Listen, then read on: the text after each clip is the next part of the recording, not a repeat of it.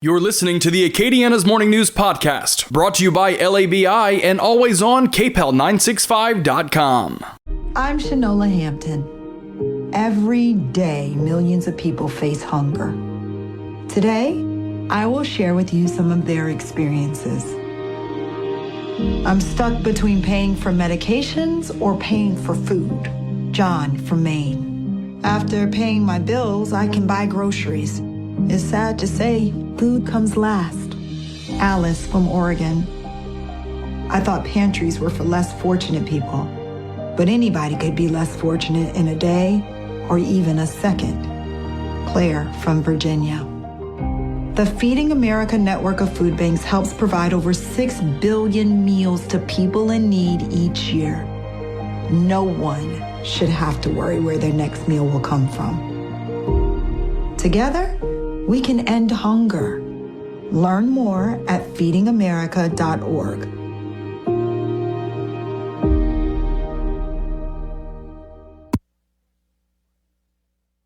If you really want to support our troops, just contact the USO. You can't believe how much they do for us. To find out how you can help, visit us at uso.org. The USO, until everyone comes home.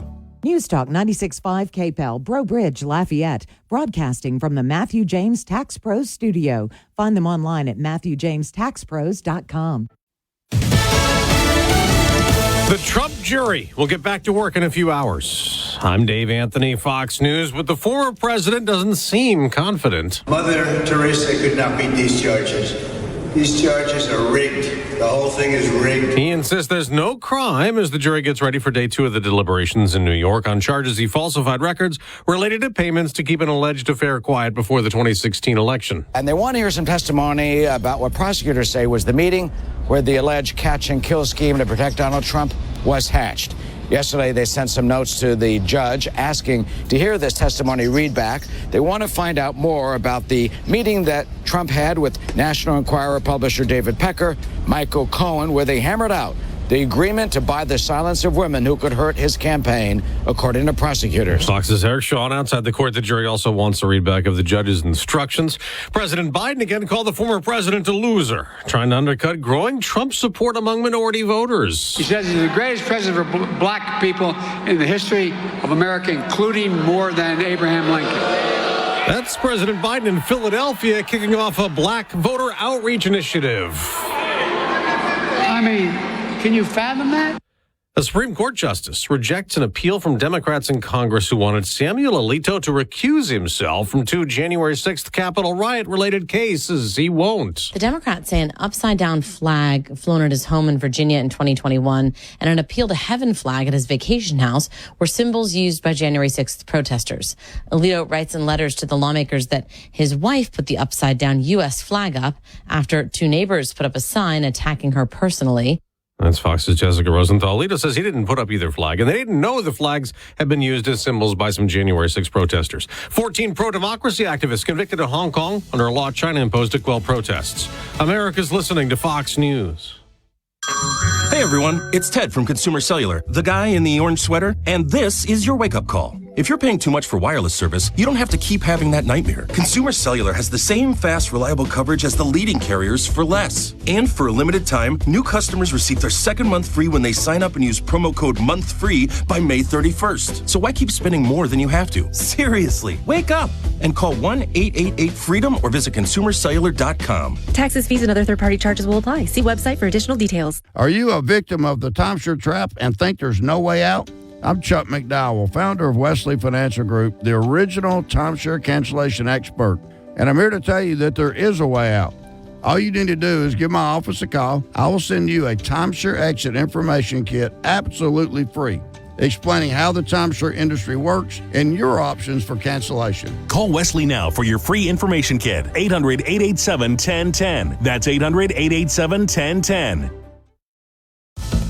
Former President Trump's case wasn't the only high-profile one at that courthouse in New York yesterday. Prosecutors in the Harvey Weinstein case say they may issue a new indictment against the former movie mogul, as there may be more women who come out against him. Assistant DA Nicole Blumberg saying in New York criminal court, some people who were not ready to speak out in 2020 now appear ready to do so in 2024. His attorney, Arthur Aidala, speaking to the press after. He really looks forward to the trial proceeding sooner than later. Obviously, we have to do our job in terms of reading the transcripts and seeing if there's any new discovery material. The New York State Court of Appeals overturned Weinstein's rape conviction from 2020, saying the judge allowed women to testify about allegations that were not part of the case. Monica DeLuca, Fox News. Now, Weinstein remains behind bars. He was also convicted in a separate rape case in California. A victory in court for the world's #1 ranked golfer. The case against Scotty Scheffler in Kentucky dropped after what happened at the PGA Championship. Jefferson County Attorney Mike O'Connell asked a judge to drop the 4 charges, which included assaulting a police officer with his vehicle. In a statement posted to his Instagram story, Scheffler said in part, quote, "As I stated previously, this was an unfortunate misunderstanding. I hold no ill will toward Officer Gillis. I wish to put this incident behind me and move on, and I hope he will do the same." Scheffler was arrested on May 17th after he was accused of accelerating his SUV and dragging the police officer to the ground as he attempted to enter Valhalla Golf Club for his tee time. Scheffler's attorney denied the claim. Joe Morgan, Fox News. On the ice, Edmonton evens the series with Dallas. The Oilers win Game 4 of the NHL Western Conference Final, beating the Stars 5-2. Another stock sell-off is brewing on Wall Street. Dow futures down more than 300 points. The day after plunging 411, the Nasdaq fell 99 points off of its record high. I'm Dave Anthony. This is Fox News. Your 24/7 news source, on air, online, and with the KPEL News app. Now the headlines from the KPEL News Center. Good morning. I'm Tracy Wertz with a look at news on this Thursday, May 30th. A Lafayette man is charged with child pornography and sexual abuse of an animal. 54-year-old Shannon Paul Bellard was arrested in Opelousas after a multi-agency investigation.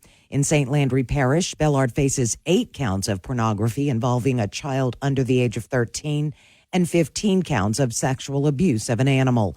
He's charged in Lafayette Parish with 2 counts of child pornography. The Lafayette Fire Department will honor one of their own with a full firefighter's funeral on Monday. 29-year-old engineer Darian Whetstone passed away Monday after a battle with cancer. He had been a member of the Lafayette Fire Department for nearly 10 years. The funeral is scheduled for Monday at 1 o'clock, and engineer Whetstone will be escorted by his fellow firefighters to his final resting place at Lafayette Memorial Park. The Louisiana legislature is strongly encouraging DOTD to expedite the I-49 Lafayette Connector project. 2 critical steps need to be completed before the project can be funded, and DOTD expects them to be done by the end of 2025.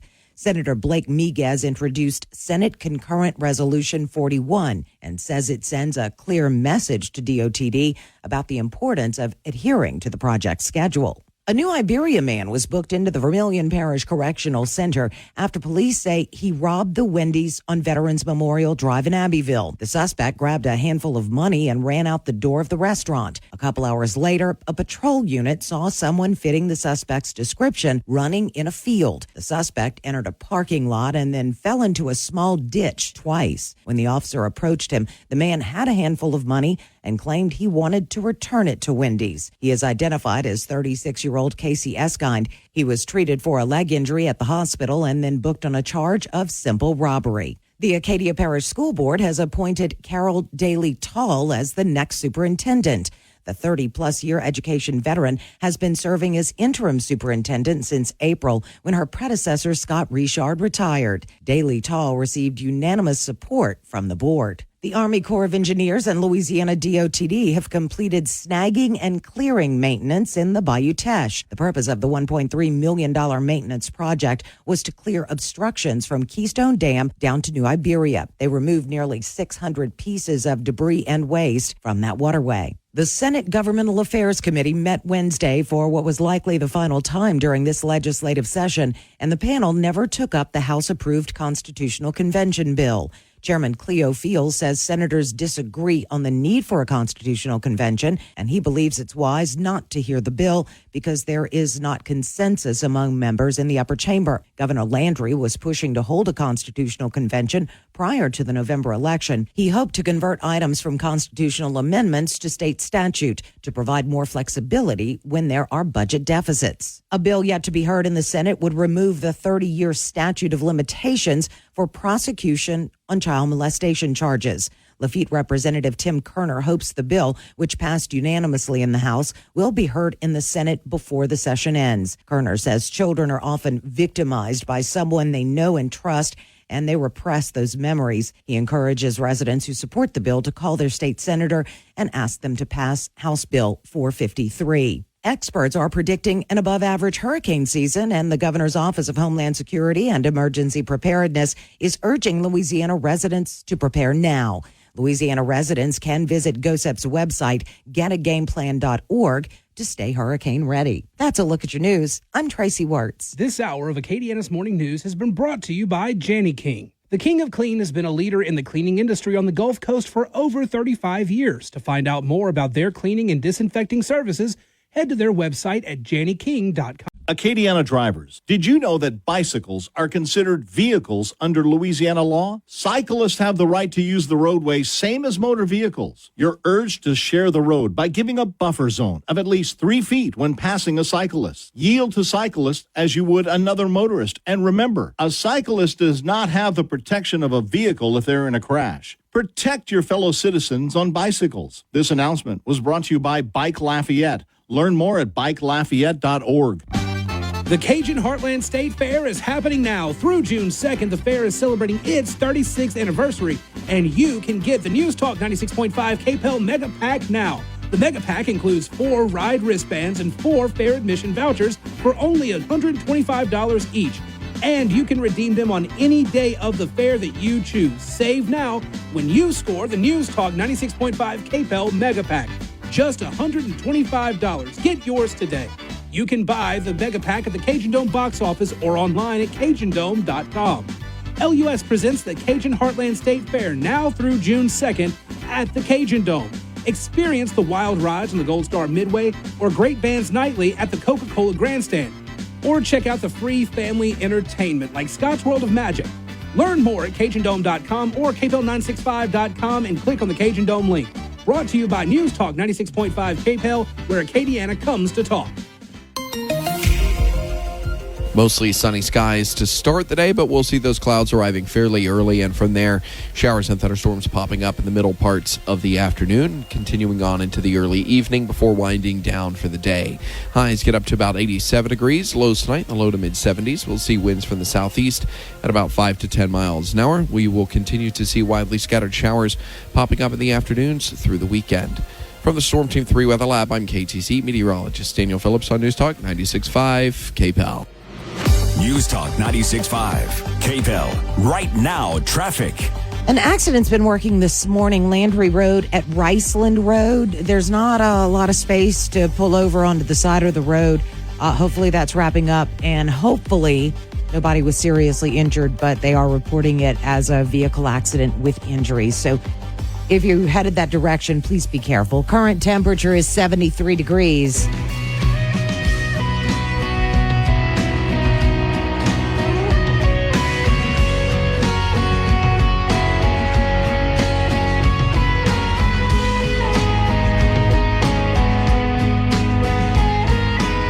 Good morning and welcome into Acadiana's Morning News on this Thursday, May the 30th. Alrighty, May's almost done. One day left, today and tomorrow. And hurricane season starts Saturday, and it's just busy. Regular session of legislature could end as early as tomorrow. We'll talk about all of that. But today is, again, May the 30th. As we look at what things we are recognizing today, it is National Mint Julep Day. Oh, where's the horse races when you need them? That's what I'm talking about. National Creativity Day. It's National Hole in My Bucket Day. Okay, I have to see why. Okay, let's go. Okay, Hole in My Bucket. It says, this wacky holiday is in honor of the fun children's song, There's a Hole in My Bucket.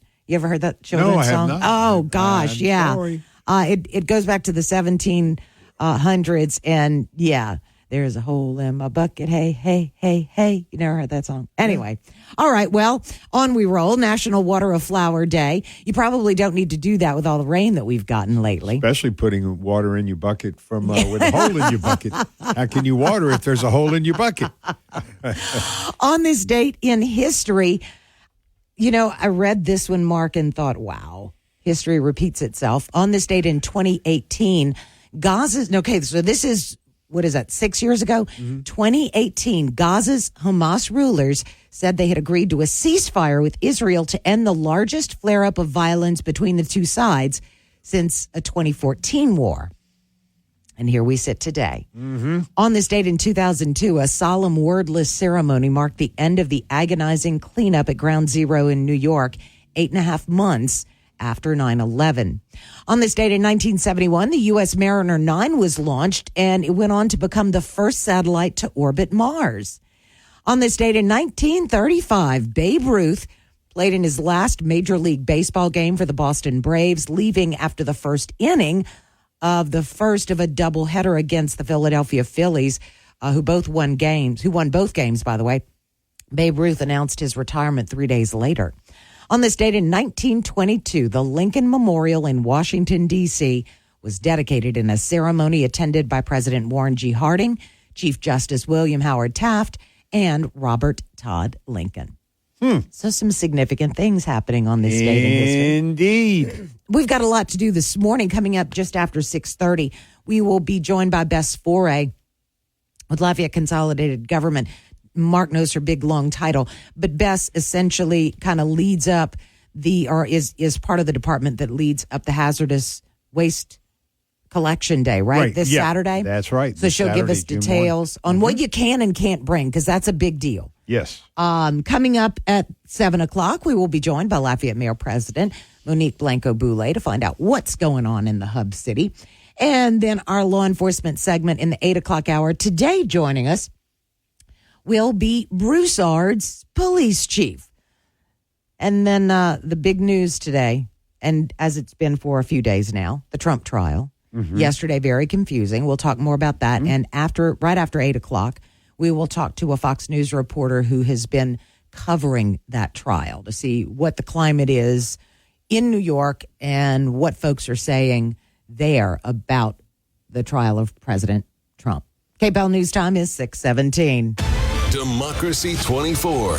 Chances are, unless you're in a toss-up state, you're not seeing or hearing the ad war that's well underway between the Biden and Trump campaigns and their well-heeled supporters. For instance, this ad from the Biden campaign has tens of millions of views online and 3,000 runs on TV. Healthcare should be a basic right. Folks, he's coming for your healthcare, and we're not going to let it happen. In the last weeks, according to Ad Impact, which tracks ad spending daily, the Biden campaign has spent millions in Philadelphia, Phoenix, Detroit, Atlanta, and Pittsburgh. The number one ad supporting Trump attacks Biden on character and inflation. The $2 million buy racked up 70 million views online and is running in New York, Georgia, Pennsylvania, Michigan, and North Carolina. Biden's weak, he's failed, and he's dishonest. We had more in our pockets when Trump was president. William Lajeunesse, Fox News. Fox on Tech. A leading artificial intelligence company joins up with yet more media companies. OpenAI is announcing agreements with both Vox Media and The Atlantic Magazine, where both publishers' archives will be ingested by OpenAI's ChatGPT systems to be used for generating information requested by its users. Such a deal would allow OpenAI to improve and widen the capabilities of its artificial intelligence, and would allow those publishers new avenues to disseminate their work, as ChatGPT products using that material would reference all sources, and such information could be used in search results on the Bing search engine owned by Microsoft, which also cooperates with OpenAI. The announcement comes on the heels of another deal OpenAI made earlier this month with News Corporation, owners of Dow Jones, The Wall Street Journal, and The New York Post. And yes, they're a corporate sibling to Fox News Media. With Fox on Tech, I'm Evan Brown, Fox News. Mostly sunny skies to start the day, but we'll see those clouds arriving fairly early, and from there, showers and thunderstorms popping up in the middle parts of the afternoon, continuing on into the early evening before winding down for the day. Highs get up to about 87 degrees. Lows tonight in the low to mid-70s. We'll see winds from the southeast at about 5 to 10 miles an hour. We will continue to see widely scattered showers popping up in the afternoons through the weekend. From the Storm Team 3 Weather Lab, I'm KTC meteorologist Daniel Phillips on News Talk 96.5 KPEL. News Talk 96.5 KPEL. Right now, traffic. There's an accident, LA 93 at the I-10 North Frontage Road in Scott, and still showing that accident, Landry Road at Riceland. It's an accident with injuries. Be careful in both those areas. Current temperature is 73 degrees.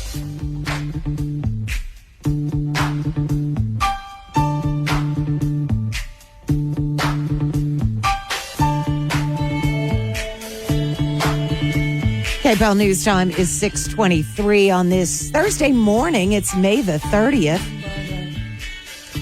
As the country really continues to watch what's happening in New York with the trial of former President Donald Trump.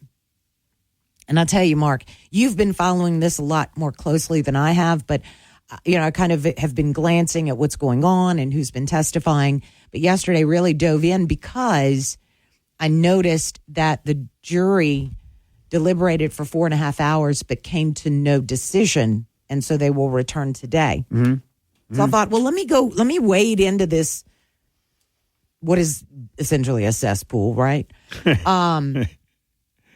And a lot of things just left me scratching my head, as they did a lot of folks, apparently. Mm-hmm. Many things. I mean, Judge Merchan's instructions to the jury, it's clear that they're confused, as all of us are. And they were in the room listening to all the testimony, and they were confused. Mm-hmm. Yep. And it drove me back to, okay, so if they can decide what crime he is guilty of, which just completely blows my mind, I had to go back and say, okay, what is he charged with? Mm-hmm. And he's charged with 34 counts of falsifying business records at his company in connection with an alleged scheme to hide potentially embarrassing stories about him during the 2016 Republican presidential campaign. That's the non-legal jargon from the Associated Press. Mm-hmm. Mm-hmm. Right. But then you break it down from there. There are 3, quote, alleged charges that stem from those 34 counts. And here's how you break that down. Okay. There are 3 issues here. Number 1, violation of tax law. That one I can't tell you other than what I saw the legal experts say over and over and over yesterday. And one of the things, I'll stop you there, because one of the comments, and I think Mark Levin made it on Twitter, X, formerly Twitter, yesterday, that the average person doesn't understand what that means. And so to expect someone to make give an educated opinion on it, they need to really understand it. And that was one of the questions that I think came back from the jury. Like, what does this mean? Because they didn't understand it.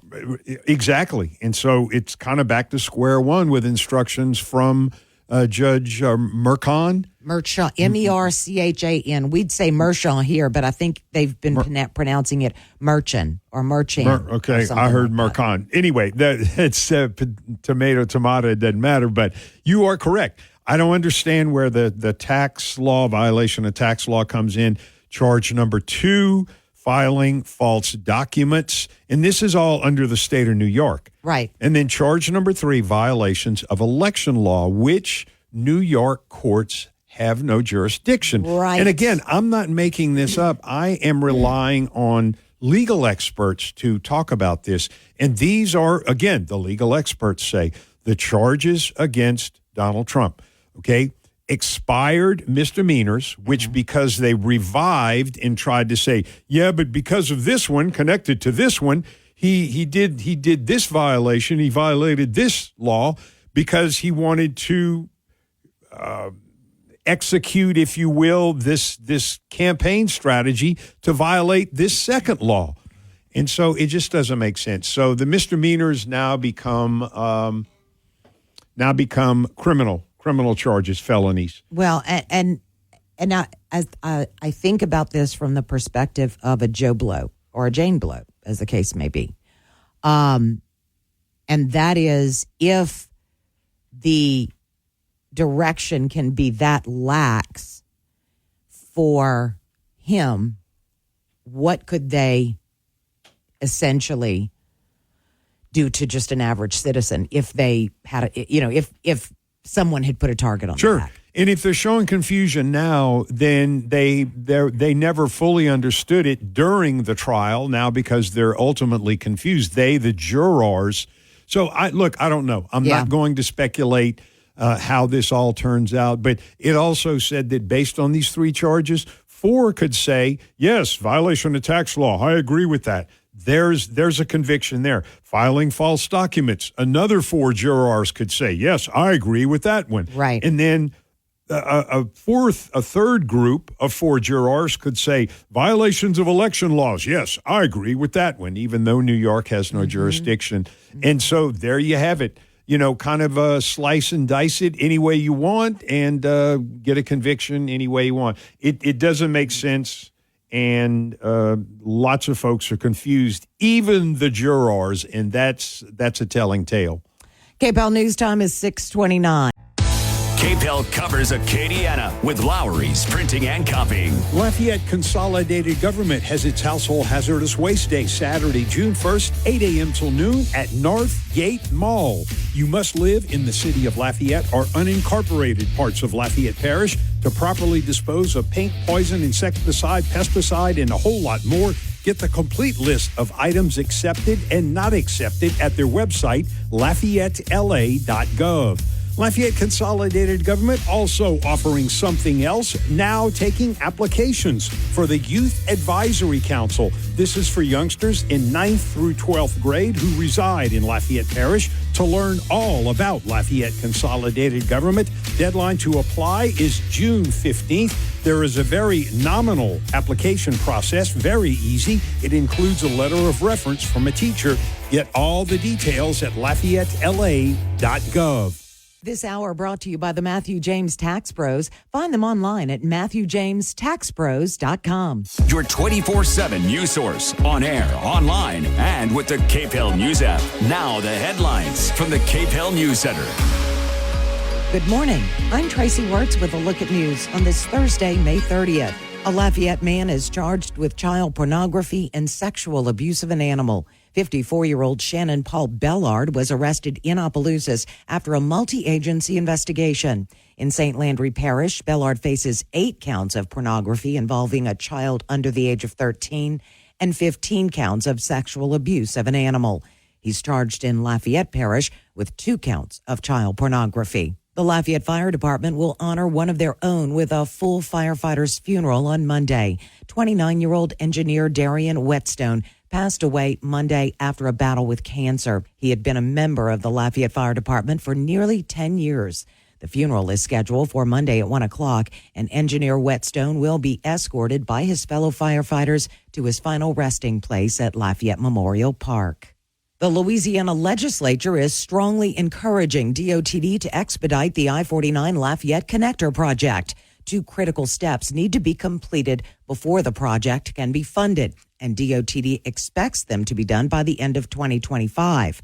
Senator Blake Miguez introduced Senate Concurrent Resolution 41 and says it sends a clear message to DOTD about the importance of adhering to the project schedule. A new Iberia man was booked into the Vermilion Parish Correctional Center after police say he robbed the Wendy's on Veterans Memorial Drive in Abbeville. The suspect grabbed a handful of money and ran out the door of the restaurant. A couple hours later, a patrol unit saw someone fitting the suspect's description running in a field. The suspect entered a parking lot and then fell into a small ditch twice. When the officer approached him, the man had a handful of money and claimed he wanted to return it to Wendy's. He is identified as 36-year-old Casey Eskind. He was treated for a leg injury at the hospital and then booked on a charge of simple robbery. The Acadia Parish School Board has appointed Carol Daly Tall as the next superintendent.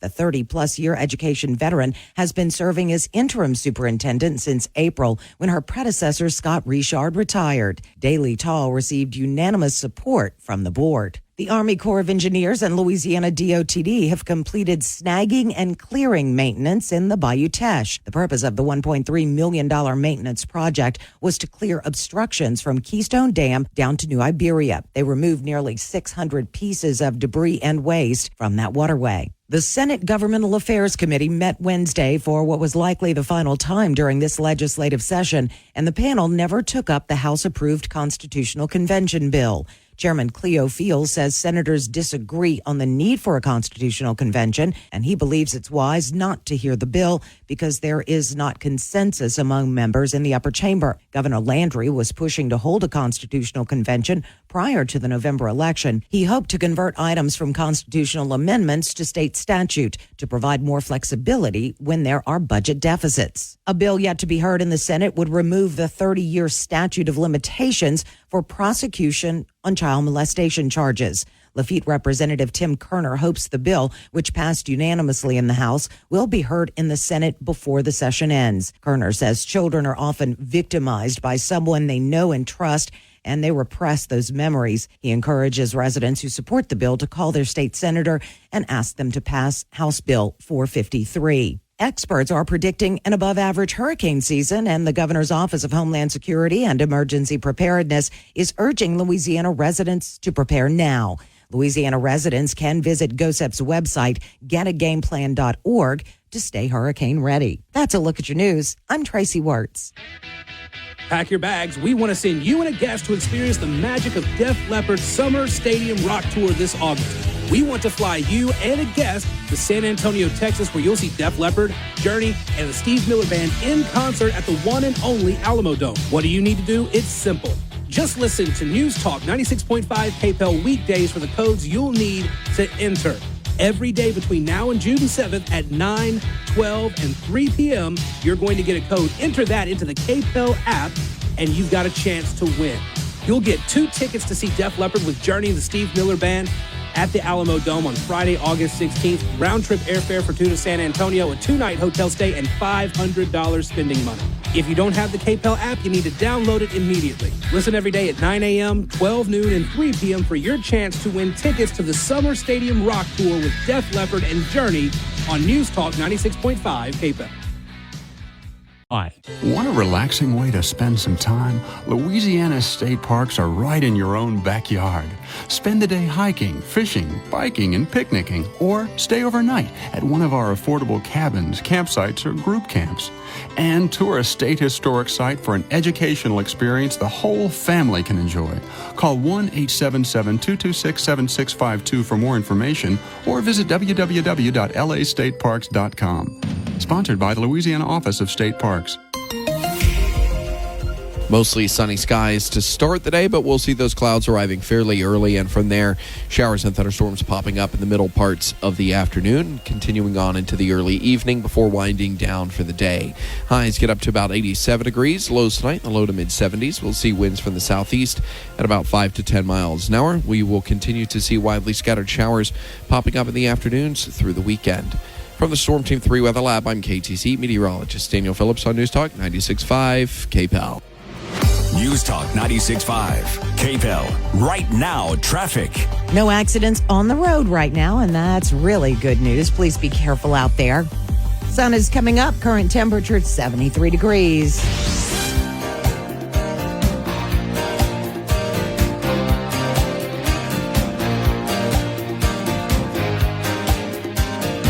KPEL News Time is 6:40 on this Thursday morning. It's Thursday, and that means it's time for our history lesson with UL history professor Dr. Bob Carricker. Hi, Bob. Hi, good morning. We missed you last week, but we know you had a good time. Well, I had a time. I was hiking into the Grand Canyon last week. It's Thursday at this very time. And you lived. And I lived. Yeah. Yes, lived to tell the tale. I put tales I don't want to tell and I want to put behind me, but I made it out again. But feet issues, Bob. I told you should have taken my advice and got yourself a mule. Then you could have. But that was not the... He had to prove something to himself. Right. And now you've proved it, and you can check it off the list and never do it again. That's right, except I'm already planning on doing it again. Oh, man. Different shoes. Definitely different shoes, right. Okay, what are we having fun with today? All right, so today I'm doing it's something that I like to do. I do this every once in a while, different terms every time, but the historical origins of some common terms. And the reason I really like to do this is because I know that sometimes there are people who reject history. I don't like history, whatever. And that was me when I was a teenager. Now, not so much. Yeah. Well, and maybe it's definitely younger people. It tends to be. Yeah. But then you wake up and realize you should have paid attention. and some people just don't. They feel like they're not good at history, or it's so esoteric to them. They don't understand it, but. These are a reminder that no matter who you are, you're still using historical terms. Okay. From hundreds of years ago. So if people wonder, is there really any connection to the past? Well, you can argue that and wonder that. But in these instances, you can say, yep, and you're doing it almost every day. Okay. And so, I don't know if people use these if an individual uses these every day, but we all use these or are familiar with them. Okay. So the first one is run amok. Okay. So you know what that means. Amok. I think about it's a cartoon or something, right? It was from Sanderson sisters. It was from Hocus Pocus. Hocus Pocus. Yeah. Okay, so I don't remember that, but run amok means to sort of go crazy and just have a wild time, right? Uh-huh. To go crazy, have a wild time. So it goes back to the 1700s. Mm-hmm. So how many hundreds of years ago is that? Quick, Mark. Several. Yeah. Several hundred years ago. 500. In Malaysia, what the heck do I have to get out a geography book? Right. So we're just thinking halfway around the world, near Australia, near the Philippines, right? So a whole world away from us. And there was a tribe of warriors, and they were the Amako.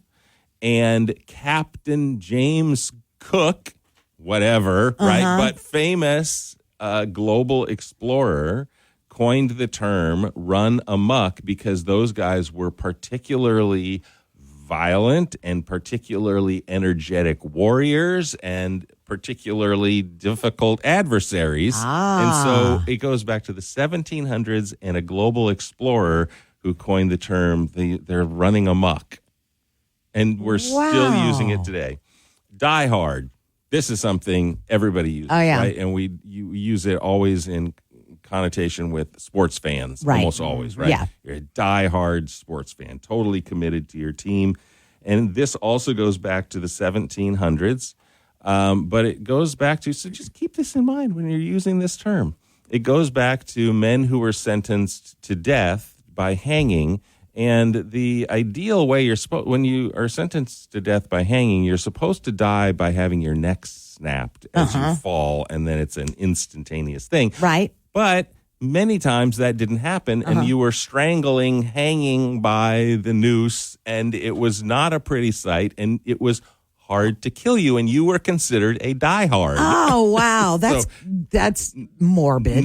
Morbid and has nothing to do with how we use the term today. But that's where it comes from. Then, of course, there's a history to how it transitions into that, but we can't get into everything. Under the weather. You feeling under the weather? Mm-hmm. Feeling sick? Mm-hmm. This goes back centuries. It's a nautical term that sailors used.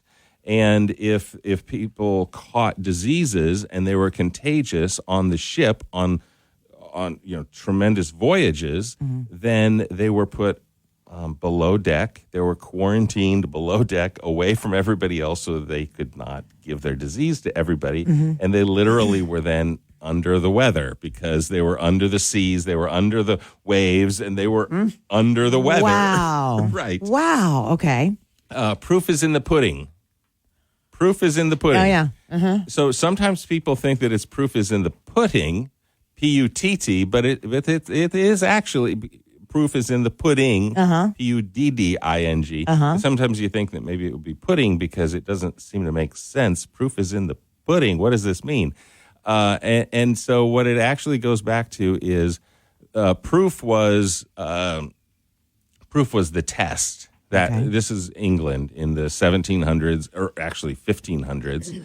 It's a test. The proof is the test, and the pudding is a mince meat. Okay. So it's a meat dish, and the way that you test your meat and see if it's good is you test it and you prove it.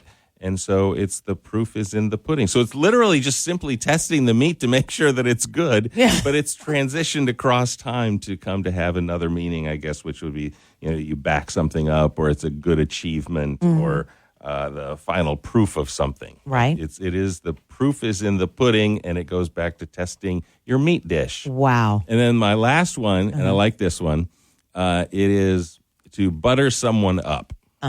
So, to butter someone up is you're very complimentary to them because you're trying to make them feel good because you want something out of them. We use this all the time, right? We accuse our children of trying to butter us up because they want something. But we don't know necessarily as easily that this goes back, again, centuries in India in this case. And it's a Hindu term. And what Hindu people would do is they would take balls of ghee.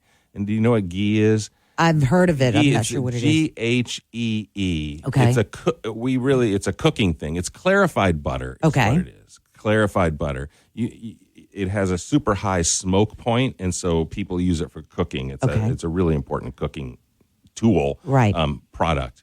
But it's clarified butter. And in the Hindu would take balls of clarified ghee and throw it at statues of their gods why would they do something like this? And it was a way that they were asking for, it was an act of forgiveness, asking for forgiveness. Now I can't explain why they may have thought that would be a good way to try and get forgiveness from their gods. But nevertheless, so they were throwing balls of clarified butter at their gods, hoping for forgiveness. And that then again translates into us today somewhere saying, you're trying to just butter me up. That's fascinating. So if you don't think you're connected to history, think again. That's UL history professor, Dr. Bob Carricker joins us each Thursday. You won't be in for a couple of weeks because you will be abroad. I will be abroad. And having a good time, but we'll welcome him back in late June. KPEL News Time is 6:48. Party at Rock and Bowl all weekend, starting on Thursday with Mason Trail. Friday, Dustin Saunier and The Wanted. Saturday, The Chiwis plus Few Blue. Sunday, Step Rito and Zydeco Outlaws. Tickets now at rockandbowl.com. God bless you, God love you, and thank God for... Faith House has been Acadiana's safe haven since 1981 for victims suffering from violent or aggressive behavior in the home. This includes physical, emotional, financial, or sexual violence. We provide shelter, safety, advocacy, and resources to survivors and their children to empower them to break the cycle of abuse. Domestic violence affects 1 in 3 women and 1 in 4 men in their lifetime. In 2016, Faith House opened the Family Justice Center located downtown Lafayette, which houses law enforcement, prosecutors, civil legal services, and advocates under one roof to expedite the response time to domestic violence and reduce homicide rates. If you or someone you know is in need of assistance, please call our crisis line at 888-411-1333 to speak to an advocate. If you would like to support our mission, find us on Facebook under Faith House Acadiana or our website, faithhouseacadiana.com. On behalf of the survivors and children we serve, thank you for 39 years of care for those hurting in our community. Mostly sunny skies to start the day, but we'll see those clouds arriving fairly early, and from there, showers and thunderstorms popping up in the middle parts of the afternoon, continuing on into the early evening before winding down for the day. Highs get up to about 87 degrees. Lows tonight in the low to mid-70s. We'll see winds from the southeast at about 5 to 10 miles an hour. We will continue to see widely scattered showers popping up in the afternoons through the weekend. From the Storm Team 3 Weather Lab, I'm KTC meteorologist Daniel Phillips on News Talk 96.5 KPEL. News Talk 96.5. KPEL. Right now, traffic. We don't have any accidents on the roadway this morning, at least not yet. Let's keep it that way, shall we? Current temperature is 73 degrees.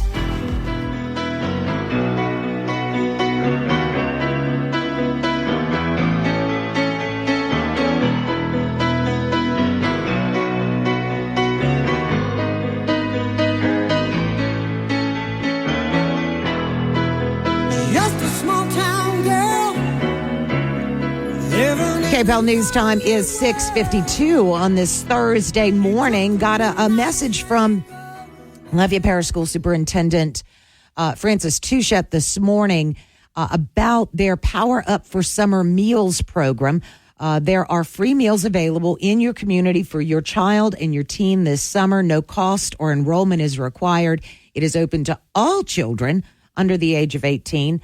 The sites are really all across Lafayette Parish: Dusant Elementary, Middlebrook, Myrtle Place, Prairie, Ridge, all of those, of course, elementary schools, Karen Crow Middle and LJ Alamon Middle, and then Acadiana and Southside all have summer meal programs. They will do breakfast at the elementary schools from 7:30 until 8:30, lunch from 11 until noon. Then at the middle schools, breakfast time is the same across the board, 7:30 to 8:30.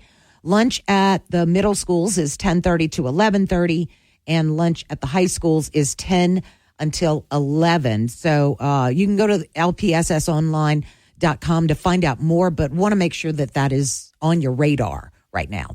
Yep. Something else that needs to be on our radar, Mark, is the Household Hazardous Waste Day on Saturday. This was moved from a couple of weeks ago in Lafayette because all the storms and the things going on at that point. Right. For May, remember, we got hit 1 week. We got two of these spring storms, if you will. And so you're correct, Tracy. They moved Household Hazardous Waste Day. And a couple of things, best for we still may make contact with. There's some, crossed wires, and that happens in our business. But anyway, this Saturday, June 1st, at Northgate Mall.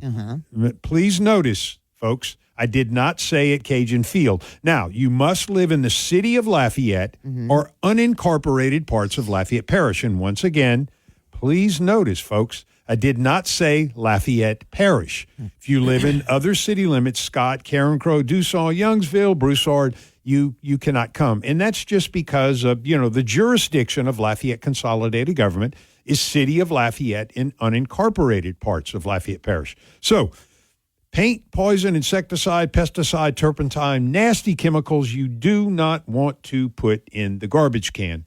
They go into a landfill. That's a risk to the environment. Landfill is a controlled hole in the ground. Those chemicals can leak down into the groundwater. So that's why you don't want to put them there. And it's a potential hazard. So when I was with the Environmental Division years ago, we got a call from Republic Services, which was the garbage contractor, and they said, guess what happened? What happened? There was some bags put into the, quote, yard waste truck, and then they say, okay, stand clear. We're going to put the compactor, that pushes all the waste into the back of the truck. And guess what? There was, I don't remember the chemical, something like turpentine, and the can exploded. Oh, wow. And threw the liquid out and went into the worker's face. Who was working on, had to be rushed to the hospital. So there's multiple dangers about putting chemicals into the garbage. So do not do it. So Northgate Mall, 8 a.m. till noon this Saturday, June 1st, and you can properly dispose of those chemicals, and it's a good program. So what kind of things may come to mind, Mark, real quickly, that people think, oh, I can bring this, and no, you can't bring that? Okay, things they're not going to take everything under the sun. Like, for example, batteries, automotive battery, the rechargeable batteries. There's places to bring those. Other things that are not going to be accepted. Commercial quantities for somebody who might say, oh, yeah, I got 50 gallons of this. No, this is for residents only. But I'm sending people to the website, LafayetteLA.gov.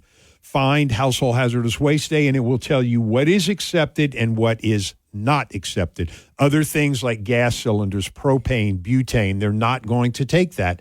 And then there's also a listing called Know Before You Throw. It tells you how to get rid of those gas cylinders. It tells you how to get rid of old automotive tires. So good information through Lafayette Consolidated Government. The mayor may tell us more coming up in her segment. LafayetteLA.gov if you want that complete list. Coming up, we do have Lafayette Live with Lafayette Mayor President Monique Boulay. She will be joining us after a look at news. KPEL News Time 6:57. The Fox Business Report is brought to you by Gulf Coast Bank, your local community bank. Whether your financial needs are for an individual, a business, or for the whole family, Gulf Coast Bank has the knowledge and products to serve you best. With 9 convenient locations throughout Acadiana, you're never far from a friendly Gulf Coast Bank associate. I'm Liz Clayman, and this is the Fox Business Report. Hormel shares are up more than 2.5% after the maker of Skippy, Spam, Dinty Moore, and other brands reported an upbeat quarter and raised its forecast for the year. But Salesforce shares are slumping, down 16%, dragging down Dow futures after pulling back its forecast for business for the year. Salesforce is a business software company and parent of Slack. Its earnings topped expectations. Its business is growing, though Wall Street was expecting even stronger growth. Cybersecurity company Okta is raising its full-year forecast, and its shares are up nearly 6%. Activist investor Nelson Peltz has sold his entire investment in Walt Disney after losing his attempt to take over seats on the Disney board. That's your Fox Business Report. I'm Ginny Cosola, invested in you. Hey, it's Jesse Kelly. Are you still on the fence about owning gold? It's time to pull the trigger with the Oxford Gold Group and buy gold and silver. Nobody can predict the future, but we can't put our head in the sand either. The Oxford Gold Group are the pros. They make owning gold and silver simple and easy to understand. Call Oxford Gold Group right now, and you may qualify for up to $10,000 in free precious metals. Call 833-995-GOLD. That's 833-995-GOLD. News Talk 96.5 KPEL, Breaux Bridge, Lafayette, broadcasting from the Matthew James Tax Pros studio. Find them online at MatthewJamesTaxPros.com. Will they reach a verdict today? I'm Dave Anthony, Fox News. Former President Trump's jury will return next hour for day 2 of deliberations, and they appear to be focused on the heart of the prosecution's case. They are asking for a testimony concerning the alleged scheme to protect Donald Trump's presidential campaign back in 2016. Fox's Eric Shawn outside the court in New York. They want to rehear testimony from David Pecker and Michael Cohen. Pecker and Cohen testified 3 weeks apart in this trial, but they basically told the jury the very same thing, that Trump told Pecker to work with Cohen.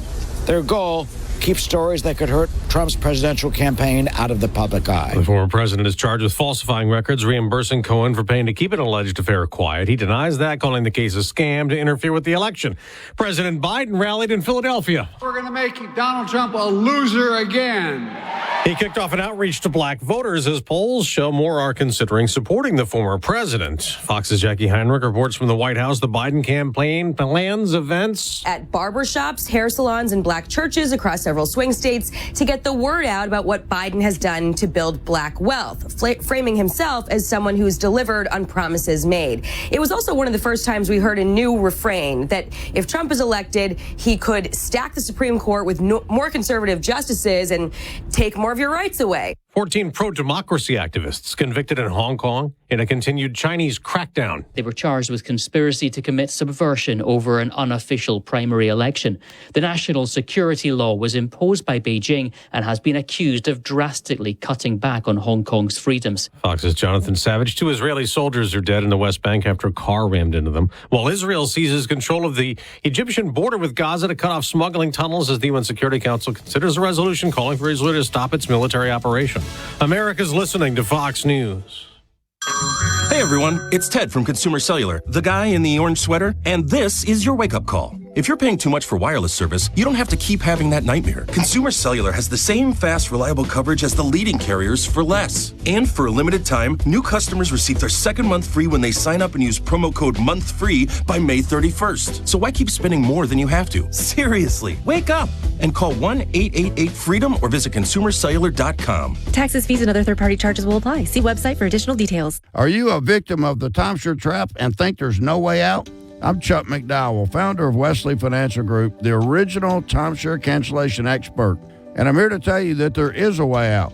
All you need to do is give my office a call. I will send you a timeshare exit information kit absolutely free, explaining how the timeshare industry works and your options for cancellation. Call Wesley now for your free information kit. 800-887-1010. That's 800-887-1010. Your 24/7 news source, on air, online, and with the KPEL News app. Now the headlines from the KPEL News Center. Good morning. I'm Tracy Wirtz with a look at news on this Thursday, May 30th. A Lafayette man is charged with child pornography and sexual abuse of an animal. 54-year-old Shannon Paul Bellard was arrested in Opelousas after a multi-agency investigation. In St. Landry Parish, Bellard faces 8 counts of pornography involving a child under the age of 13 and 15 counts of sexual abuse of an animal. He's charged in Lafayette Parish with 2 counts of child pornography. The Lafayette Fire Department will honor one of their own with a full firefighter's funeral on Monday. 29-year-old engineer Darian Whetstone passed away Monday after a battle with cancer. He had been a member of the Lafayette Fire Department for nearly 10 years. The funeral is scheduled for Monday at 1 o'clock, and engineer Whetstone will be escorted by his fellow firefighters to his final resting place at Lafayette Memorial Park. The Louisiana legislature is strongly encouraging DOTD to expedite the I-49 Lafayette Connector project. 2 critical steps need to be completed before the project can be funded, and DOTD expects them to be done by the end of 2025.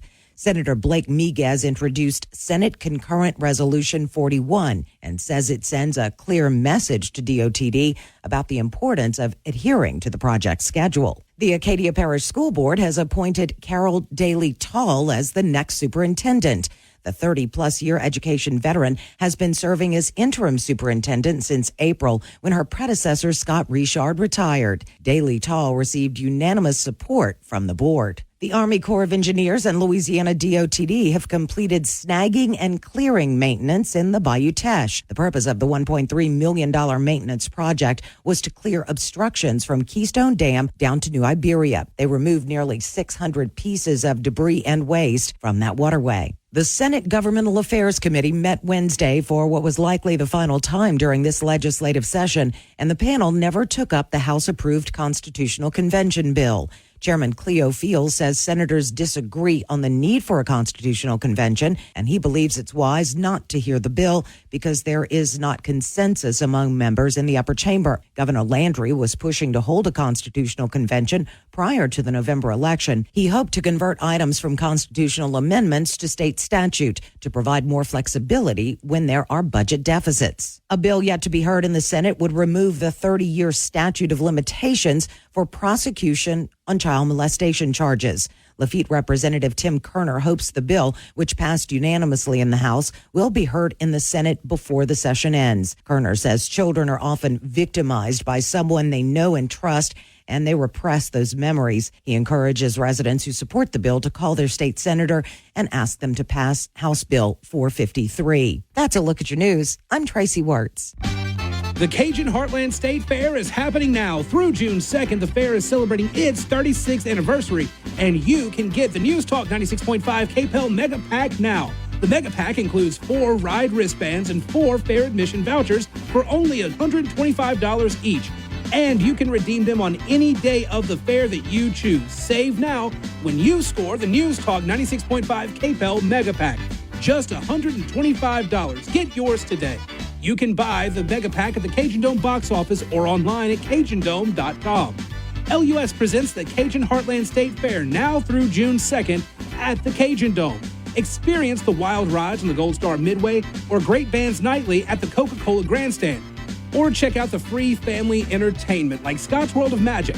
Learn more at CajunDome.com or KPEL965.com and click on the Cajun Dome link. brought to you by News Talk 96.5 KPEL, where Acadiana comes to talk. Your KPEL News Update brought to you by Home Furniture Plus Bedding with over 40,000 furniture and mattress choices in stock. Take a look at homefern.com. Mostly sunny skies to start the day, but we'll see those clouds arriving fairly early, and from there, showers and thunderstorms popping up in the middle parts of the afternoon, continuing on into the early evening before winding down for the day. Highs get up to about 87 degrees. Lows tonight in the low to mid-70s. We'll see winds from the southeast at about 5 to 10 miles an hour. We will continue to see widely scattered showers popping up in the afternoons through the weekend. From the Storm Team 3 Weather Lab, I'm KTC meteorologist Daniel Phillips on News Talk 96.5 KPEL. News Talk 96.5 KPEL. Right now, traffic. We don't have any accidents showing up on our board this morning. That's really good news. Let's see if we can keep it that way. KPEL News Time is 7:09. Current temperature 73 degrees. Oh, say, can you see by the dawn's early light what so proudly we hailed at the twilight's last gleaming, whose broad stripes and bright stars through the perilous fight o'er the ramparts we watched were so gallantly streaming, and the rocket's red glare, the bombs bursting in air, gave proof through the night that our flag was still there. Oh, say does that star-spangled banner yet wave o'er the land of the free and the home of the brave.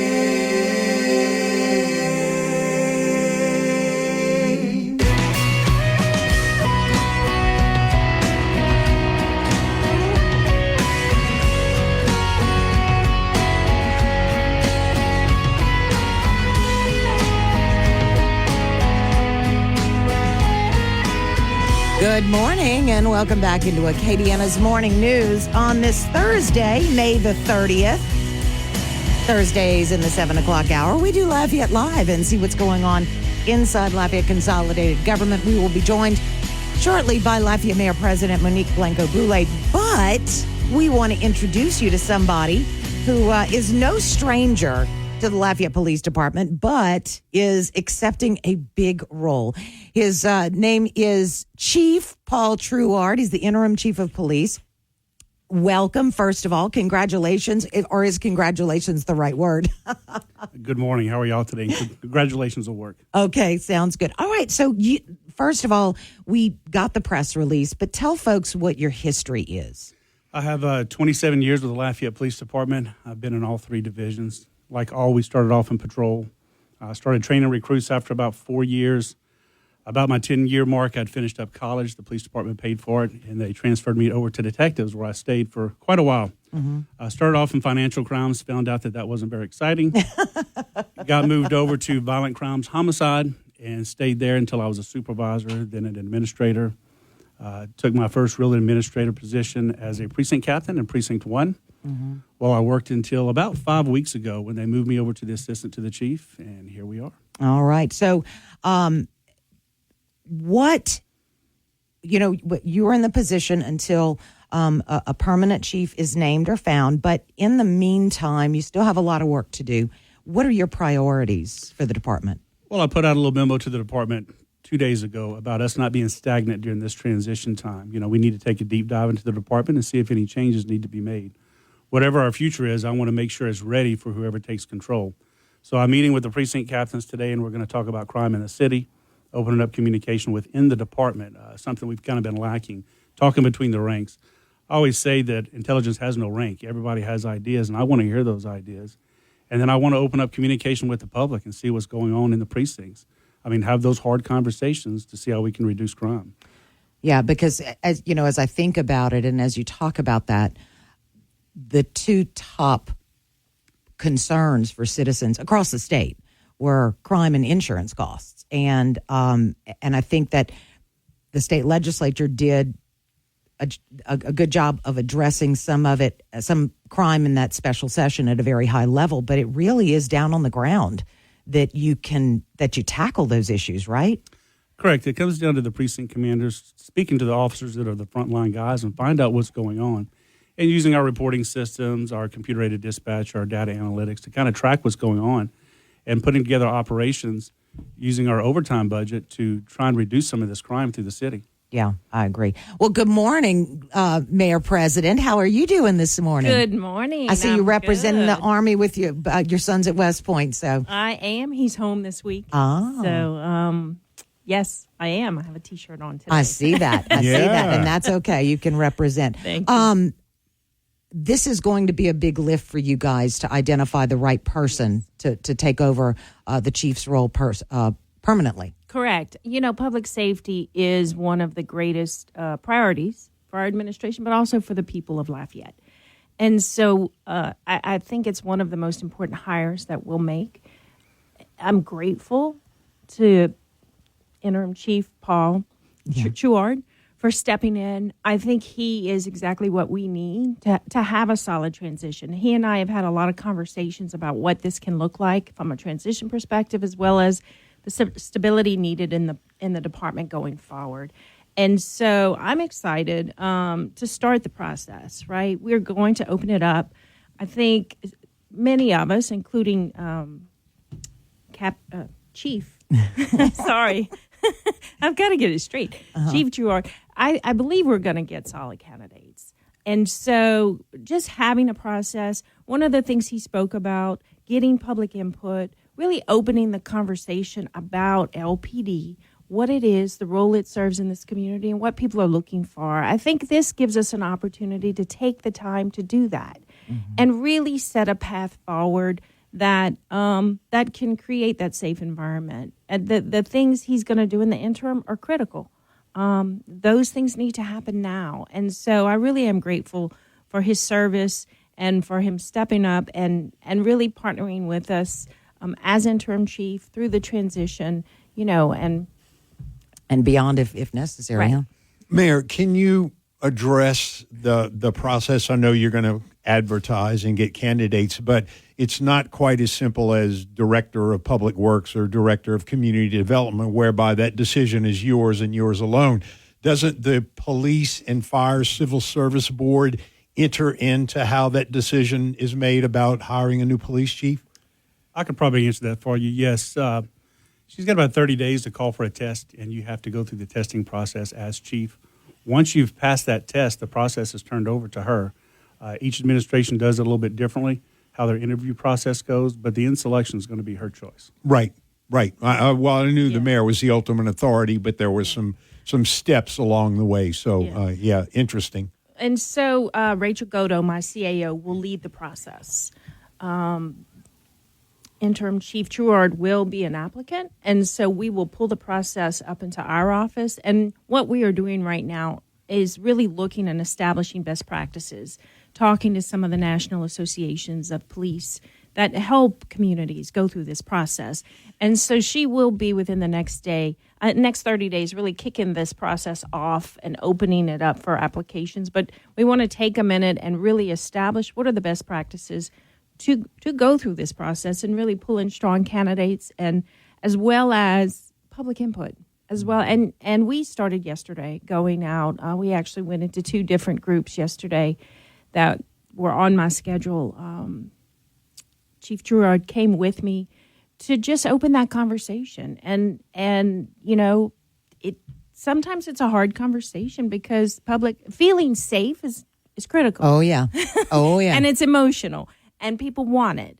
And so I think that's important right now is really taking a moment in, LPD's time, I guess, to stop and really gather input, and then we will put it together. And I think people will be happy with the process. Rachel does a really good job with these kinds of things. Mm-hmm. And again, I'm excited to go through it. Chief, when we say the word crime, that is such a big term. It's all encompassing. What do you see as the biggest issues in Lafayette? Right now, over the last couple of years, it's been violent crime. 2 years ago, we had an intake in juvenile crime. So last year, we started doing curfew violation operations and things like that to help reduce the crime. But, with the exception, when I was in Precinct 1, the most predominant crime, believe it or not, was relative suspiciousness, because we had a large homeless population. Yeah. And people would go and stop them and try and determine what they were. And besides that, it was disturbances. And each area in the city is different. Mm-hmm. If you live on the south side, you'll know you have the shoplifters, the car burglaries, the traffic crashes. Central with the business district, you're going to have the late night problems and issues. So it's like 5 different cities within a city, each of them having their own issues. That's why we have 5 different precinct captains assigned to analyze their precinct and try and resolve problems within. Yeah, and those people understanding what those specific problems are, because I think that's smart, not painting the city with a broad brush. Right. You can't. No, you can't. And the community wants to know their policeman. They want to know their captain. They want to understand the relationship. And so, it's a two-way street, and that's what we want to see. Yeah.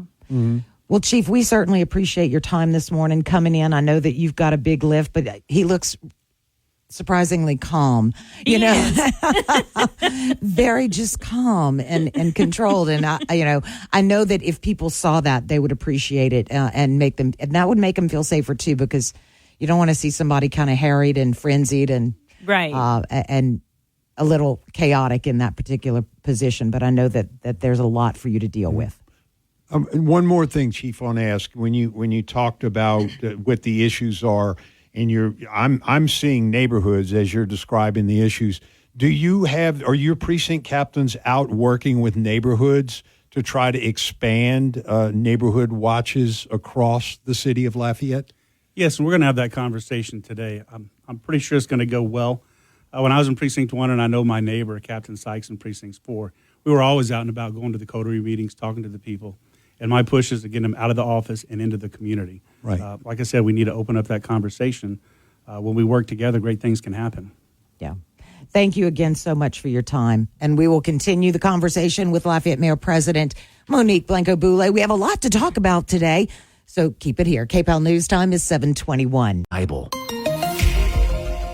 Mostly sunny skies to start the day, but we'll see those clouds arriving fairly early, and from there, showers and thunderstorms popping up in the middle parts of the afternoon, continuing on into the early evening before winding down for the day.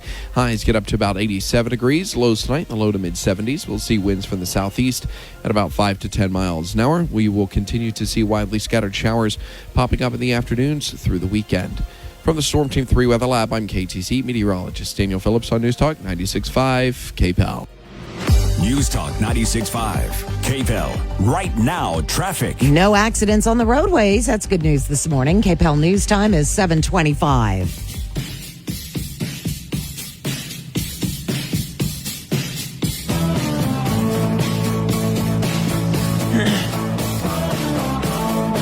Good morning. Welcome back into Acadiana's Morning News. Tracy Wertz, Mark Pope, Lafayette Live on Thursday mornings. And joining us this week from Lafayette Consolidated Government is Lafayette Mayor President Monique Boulay. Good morning. Good morning. It was so nice to meet the interim police chief. Yes. It seems like he's really got a good focus, so that's good. Speaking of focus, hurricane season's just a couple days away. It starts just a couple days away, and we'll talk more about that. But we've had several calls, questions from the public about debris that's left from the storms that we saw, a couple of weeks ago or week before last, or yes. Anyway, it's still there. And so I know that you declared a state of emergency, which opened up the door for some more funding to come in, right? Tell us where that process is and what you would tell the residents. So on debris pickup, we brought in an extra contractor to help with our current trash contractor and our public works employees. We are bringing a third contractor in. I do want to say, we know debris is still out there, and we are moving to even speed it up faster. But what I want to say about that is we had a very quick thunderstorm come in and do a lot of damage. And, we are also going to talk about hurricane season. Right. And if that had been a hurricane, the difference with what we had and a hurricane is that lasted 30 minutes. A hurricane would have stayed for 4, 5, or 6 hours, and the damage would have been much worse. And so I guess my point is we have never been tested. We have never really been hit. And as we enter hurricane season, we need to think about the potential damage to this city with a storm like that. And I'm saying that again, I'm not trying to scare people, but we've never really evacuated either. Right. Should we get a bad storm coming this way, I need people really thinking right now about what that might look like from an evacuation, from a preparedness. What do you have? How many days can you go without electricity? Because a hurricane, something like what we had that stays 5 hours instead of 30 minutes, is going to do a lot more damage. And we will be without power. We only had a few days at the most. Jeff Stewart said we need to look to 10 days to, if we have something like what Lake Charles had, which was only a Hurricane 2. Right. It was only hurricane strength 2. We think, when a city is destroyed like that, you think it's a 4 or 5, and it was not. It was a 2. And so that very likely, we are vulnerable to that. And again, we've never been tested. So as the storms increase in strength and frequency, I know the debris is frustrating, and I'll apologize right now. We are working, and we're adding more contractors. They have been working every day to get it up. But it was a bad storm that came through. Yeah. It did a lot of damage. One of the things, Mayor, that you touched on is when these storms come through, and this was, I don't know, kind of a spring storm. I don't know the proper meteorological term, but, straight line winds were there. But like you said, there was a very short duration. But once any storm comes through and does damage to power lines, it does damage to trees, then the step one in the process is get those live wires off the road. Lafayette Utility System, there were hundreds of outages, and LUS, and I'm a big fan, in record time, LUS came in, bam, and got things back online very quickly. But again, the first step is getting those live wires, it's a threat to everybody, animals, humans. You got to get those power lines off the ground because that's a huge threat. Yes, absolutely. And LUS, I went and sat in for a little while, spent a day last week, their tabletop exercise, where they bring all of their people in and go through scenarios and, how to handle it. They are, Mark, one of our greatest assets. I mean, I know we agree on that. But to watch them in action and to watch them prepare is really, and that is the first thing, is getting power back up, picking up the live wires. And I will say there were 100 to 200 people who did not have power for a lot longer than the rest of us. And it was those trees that were pulling down the poles. I love our trees. I live in an old neighborhood with trees. We love our trees, except for those water oaks. Poof. Yeah. Can we just get rid of all of those, please? Yeah. No, I agree with that. I don't think they were actually planted. Let's just say that. I think it just happened. It just happened. But the trees are what really kind of create the long-term damage and danger. And so, yes, the power is first, and LUS is on point, and I want to thank that whole team because it is a team of people. It is not one side or the other. It is the entire LUS system, and so grateful to them and their preparation. And that's really what we're trying to do is just make sure we're on point. There is never a storm anybody's completely prepared for. But as much as we can be, right. And I do want to say it again to citizens, because at our tabletop, we did a tabletop exercise as well with the directors. They put the storm that Lake Charles had in the middle of the Gulf and looked at me 4 or 5 days out and said, "When do you call for an evacuation?" And I said, "Oh gosh, in Lafayette. We've seen that so many times, and it's never come here. Right. People are not going to want to evacuate. But so then the next thing is, well, think about how long you want to be without power. Think about the elderly people or the people with medical needs who need to be hooked up to electricity for a breathing machine or dialysis or whatever it is. Think about those most vulnerable people in your family, in your neighborhood, your neighbors, because we absolutely have to get them out of the way of a storm. And then think about, do you have a sister in Shreveport? I do. I think as mayor, I'm not evacuating, but that would be my go-to is where do you have somebody you can go to, or else what is the path you would evacuate? Just have those things thought through. Yeah. Because once an emergency hits, you got to act fast. And we want to be prepared as a community. And then the recovery side, which is the getting the utilities back up, picking up the debris, the putting the community back together. We're also working feverishly, really trying to make sure that's in place as well. We're going to talk more about debris pickup and the things that we need to do ahead of hurricane season because, it is a pain to see that big pile of whatever in the front of your house. But we'll talk about how to get in touch with folks and what to do now and what to expect with debris pickup in Lafayette. KPEL News Time, 7:33. This hour brought to you by the Matthew James Tax Pros. Find them online at MatthewJamesTaxPros.com. Your 24/7 news source on air, online, and with the KPEL News app. Now the headlines from the KPEL News Center. Good morning. I'm Tracy Wirtz with a look at news on this Thursday, May 30th. A Lafayette man is charged with child pornography and sexual abuse of an animal. 54-year-old Shannon Paul Bellard was arrested in Opelousas after a multi-agency investigation. In St. Landry Parish, Bellard faces 8 counts of pornography involving a child under the age of 13 and 15 counts of sexual abuse of an animal. He's charged in Lafayette Parish with 2 counts of child pornography. The Lafayette Fire Department will honor one of their own with a full firefighter's funeral on Monday. 29-year-old engineer Darian Whetstone passed away Monday after a battle with cancer. He had been a member of the Lafayette Fire Department for nearly 10 years. The funeral is scheduled for Monday at 1 o'clock, and engineer Whetstone will be escorted by his fellow firefighters to his final resting place at Lafayette Memorial Park. The Louisiana legislature is strongly encouraging DOTD to expedite the I-49 Lafayette Connector project. 2 critical steps need to be completed before the project can be funded, and DOTD expects them to be done by the end of 2025.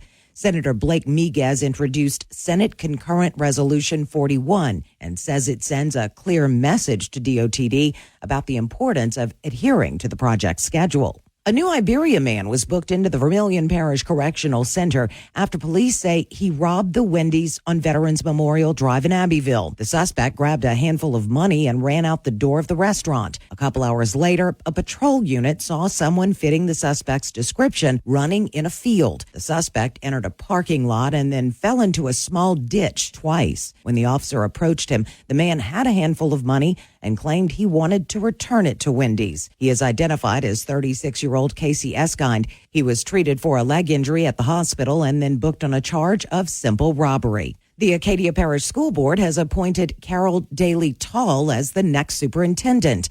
The 30-plus-year education veteran has been serving as interim superintendent since April when her predecessor, Scott Richard, retired. Daly Tall received unanimous support from the board. The Army Corps of Engineers and Louisiana DOTD have completed snagging and clearing maintenance in the Bayou Teche. The purpose of the $1.3 million maintenance project was to clear obstructions from Keystone Dam down to New Iberia. They removed nearly 600 pieces of debris and waste from that waterway. The Senate Governmental Affairs Committee met Wednesday for what was likely the final time during this legislative session, and the panel never took up the House-approved Constitutional Convention bill. Chairman Cleo Fields says senators disagree on the need for a constitutional convention, and he believes it's wise not to hear the bill because there is not consensus among members in the upper chamber. Governor Landry was pushing to hold a constitutional convention prior to the November election. He hoped to convert items from constitutional amendments to state statute to provide more flexibility when there are budget deficits. A bill yet to be heard in the Senate would remove the 30-year statute of limitations for prosecution on child molestation charges. Lafitte Representative Tim Kerner hopes the bill, which passed unanimously in the House, will be heard in the Senate before the session ends. Kerner says children are often victimized by someone they know and trust, and they repress those memories. He encourages residents who support the bill to call their state senator and ask them to pass House Bill 453. Experts are predicting an above-average hurricane season, and the governor's Office of Homeland Security and Emergency Preparedness is urging Louisiana residents to prepare now.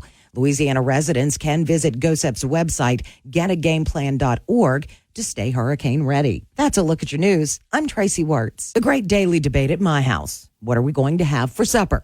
Well, Rouse's is having their weekly sale, and they might have some ideas. How about quarter loin pork chops? They are value packed at $1.47 a pound. That's a savings of $2.52 a pound. Buy a lot of them. Put them in the freezer. Save some for later. California grown red cherries. They're on special too. $1.97 a pound. If you're a fan of these cherries, then you know that's a big savings. As a matter of fact, you'll save over $5 a pound. You can get an 8-pack of 20-ounce bottles of Gatorade. Always good to have on hand in the summer, and especially in this heat. They're just $5.99. You're going to save $1.80 a pack.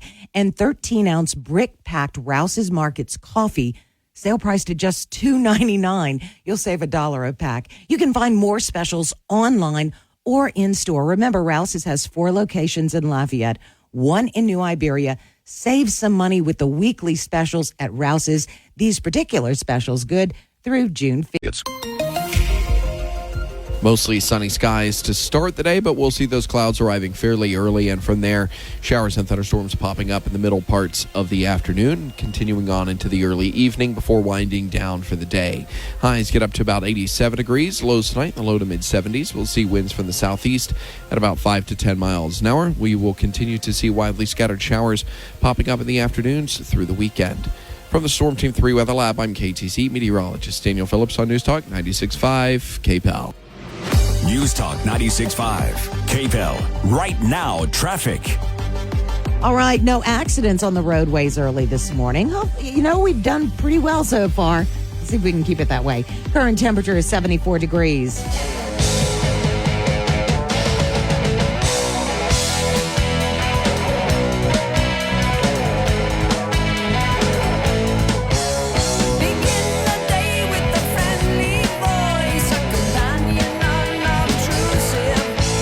News time is 7:42 on this Thursday, May the 30th.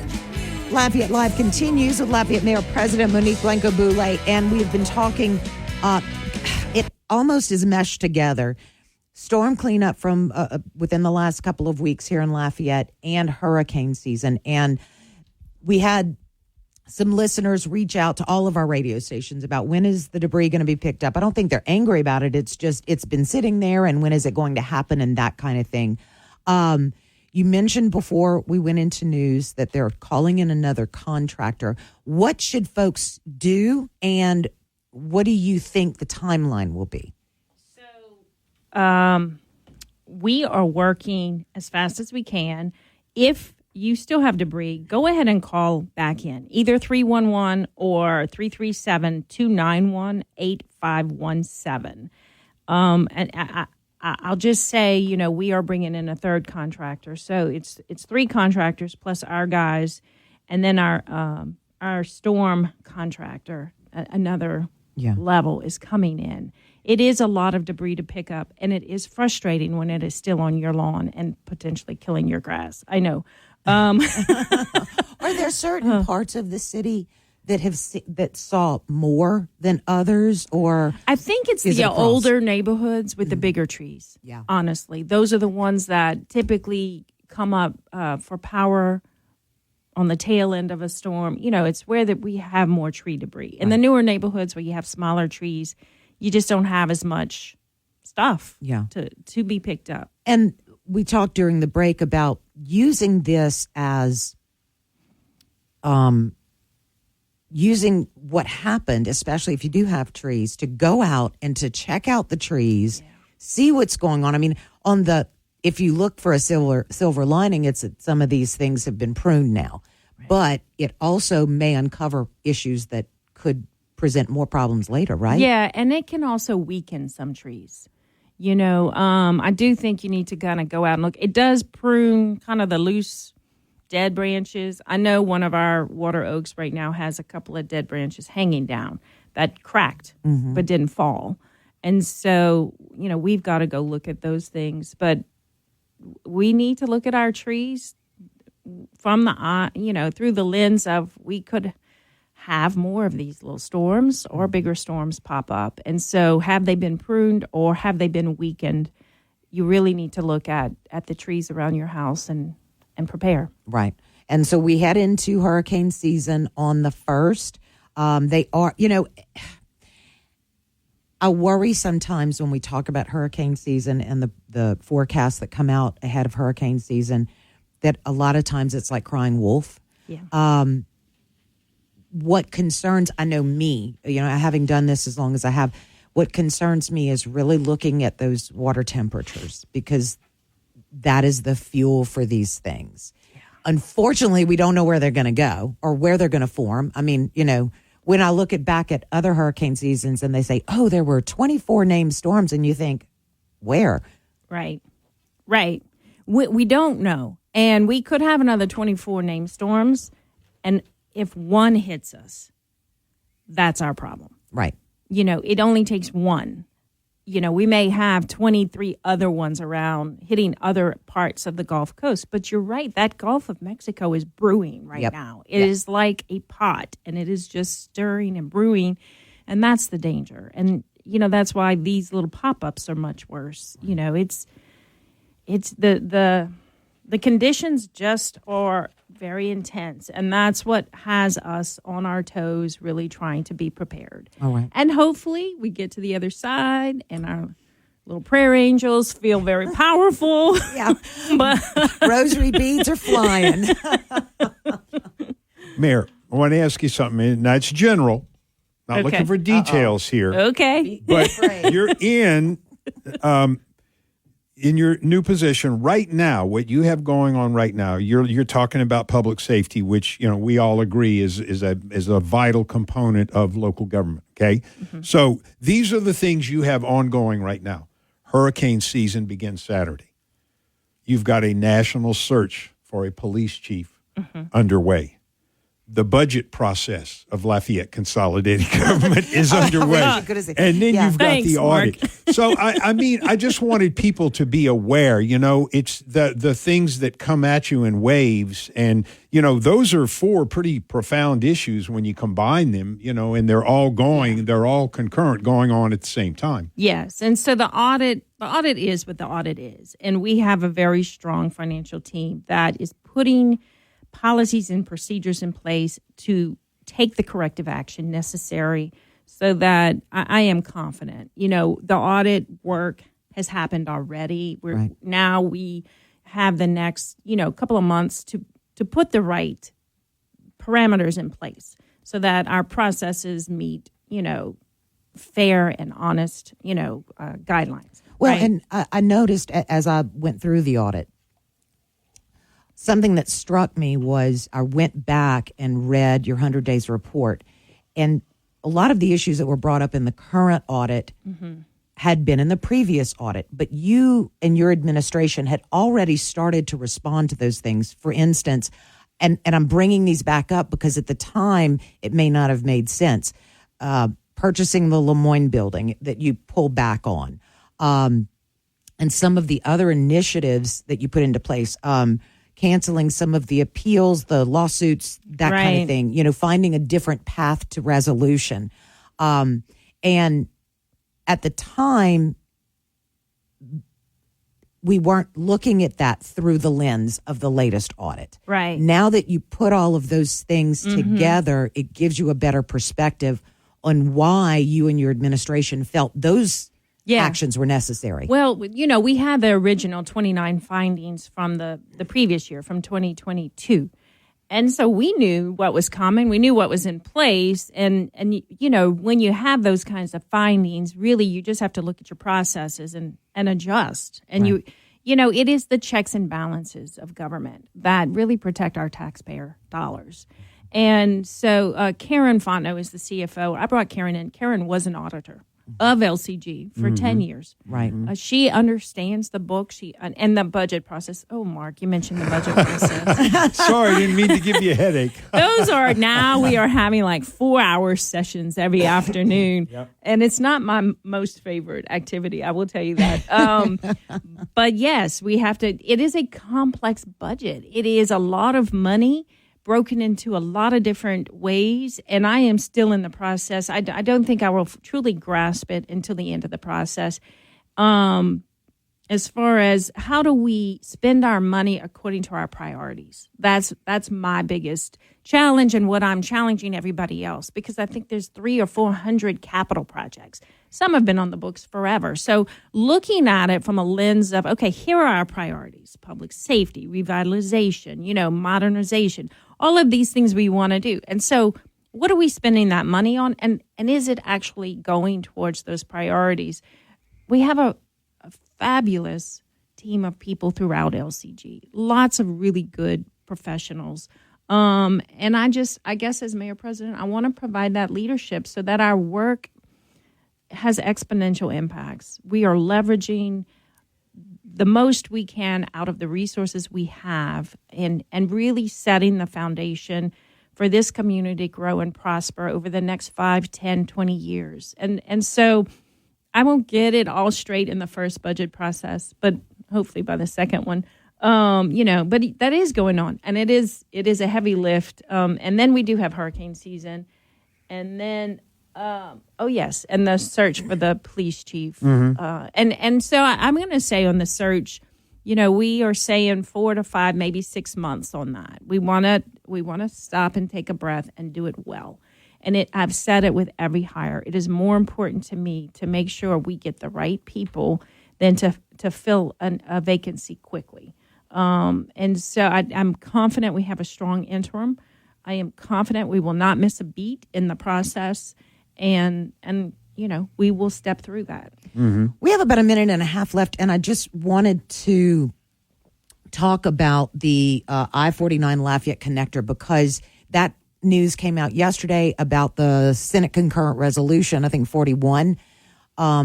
Essentially, it was the legislature's way of holding DOTD's feet to the fire, right?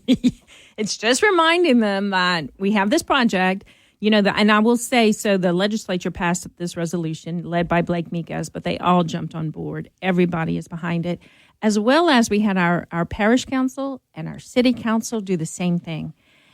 To say to DOTD and Federal Highways, this community is ready for this project, and we are behind it 100%, and we'd like to see it get through the state process and moved on to Federal Highways. Right. It has to go through several steps, and the supplemental environmental process is where it is right now.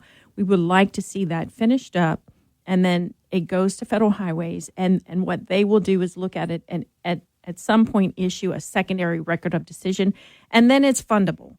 And then we can go to Congress, and it is at that point what they call in transportation shovel ready, and which is huge. Right. This is what is it? It's going to be 30-year process. Yeah. Well, and that's what we were talking about. I was doing research as I wrote the article, because I shared it with everyone on the KPEL website and app, and I was shocked. This has been going on since at least 1997. Yeah. And this community's we had some tug back and forth over the project, but I think we have a better project today because of that. Yeah. And what it shows, and they have a lot of national consultants, and we have a lot of passion in this community, which is a really good thing. But that passion sometimes, creates challenges. And in this project, over the years, we've tugged and pulled on it so much. But what it has done is revise the actual design of the project to minimize the impact to the neighborhoods that it comes through, to minimize the actual structure, reduce the amount of concrete, reduce the number of interchanges. It has slimmed the project up and really tried to minimize the impact on the ground. And at the same time, there's opportunity to really bring enhancements to our community through this project. And that's why I'm so eager. It's not that I'm dying for a big, giant highway. What I'm really eager for is the opportunity to re-envision the Evangeline Thruway area, that whole corridor, and bring it into a local street condition, slow the traffic down, get the interstate traffic up, right, an elevated piece, then slow the traffic down on the ground and create walkable, connected spaces. Yeah. I was in Houston with Kathleen over the weekend, and we got on their trail system. Unbelievable. 168 miles of trails. You can walk from the Heights to downtown, which is across Houston, right, on foot, perfectly safe. And I think that's what this community wants, is that connectivity. And so that's another big question we're really discussing at the office. What does that look like? And how do we connect this community in a way where you're comfortable on foot? And it's not necessarily on our roadways, because goodness knows, you don't want to be on foot on South College or the Thruway, or, we can name it. We'll put, just to circle back real quick, because we've got to get to news, but we'll put it on our website, 311 if you have debris, or 337-291-8, is it 8517? 8517. All right. Thank you. It was very informative. Get ready for hurricane season. Lafayette Mayor President Monique Blanco-Boulay joining us today, as she does, as LCG does each Thursday for Lafayette Live. This Fox Business Report is brought to you by Walter Campbell and Deborah Pierce of Keller Williams Realty. For all of your commercial property needs, reach out to Walter and Deborah today. I'm Elizabeth McDonald, and this is the Fox Business Report. Business software company Salesforce shares are down 16%. Wall Street was expecting stronger revenue growth from Salesforce, which is also parent company of Slack. Its cautious forecast is raising concerns that software demand is cooling. Salesforce is in the Dow, and it is dragging down Dow futures. More earnings news coming in. Dollar General reported earnings and revenue that top forecast. The stock's up 7.5%. Hormel shares are rallying. Its quarter was upbeat, helped by stronger demand from food service customers. Burlington Stores reported better than expected sales. Its stock is higher. And Foot Locker's business improved, pushing its profit higher than predicted. That's your Fox Business Report. I'm Ginny Cosola, invested in you. Hey, it's Jesse Kelly. Are you still on the fence about owning gold? It's time to pull the trigger with the Oxford Gold Group and buy gold and silver. Nobody can predict the future, but we can't put our head in the sand either. The Oxford Gold Group are the pros. They make owning gold and silver simple and easy to understand. Call Oxford Gold Group right now, and you may qualify for up to $10,000 in free precious metals. Call 833-995-GOLD. That's 833-995-GOLD. News Talk 96.5 KPEL, Breaux Bridge, Lafayette, broadcasting from the Matthew James Tax Pros studio. Find them online at MatthewJamesTaxPros.com. The jury's getting ready to deliberate a second day. I'm Dave Anthony, Fox News. At the Trump trial in New York, where we expect to soon hear from the former president who just arrived, he rants outside the court every day, calling the case a scam to interfere with his campaign. Yesterday, after about 4.5 hours of jury deliberations, the jurors rang a buzzer telling the world they had requests, asking for readbacks of testimony and a rereading of Judge Juan Merchan's jury instructions. Fox's Eric Shawn outside the courts reports that they want to rehear David Pecker and Michael Cohen's testimony. The jury will hear Pecker and Cohen's descriptions of that August 2015 meeting at Trump Tower with Trump, where they say the three men hashed out a plan to deep six negative stories from women about Trump, all to protect his presidential chances. The former president's charged with falsifying records, reimbursing Cohen for paying to keep an alleged affair quiet. We just got an update on the economy showing slower growth to start the year than first estimated. The GDP increase revised from 1.6% down to 1.3%. This is the day after President Biden touted his economic achievements helping black Americans. Trump continues to lie by saying black unemployment was at a record low on his watch. The fact is, record low unemployment happened on my watch, and we're going to keep it going. The president in Philadelphia kicking off an outreach to black voters as polls show more consider supporting the former president. Secretary of State Antony Blinken's at a NATO meeting in Prague calling Russian disinformation in Europe a poison. As a growing list of NATO allies sign off on Ukraine Ukraine using their supplied weapons to strike targets inside Russia, top Biden administration officials say there's been no change in U.S. policy, which discourages the use of American weapons for attacks inside Russia. Fox's Jared Halper. North Korea launched a bunch of missiles today, 10 of them into the sea, days after a failed attempt to launch a military satellite and after North Korea sent balloons across the border carrying bags of trash to dump on South Korea.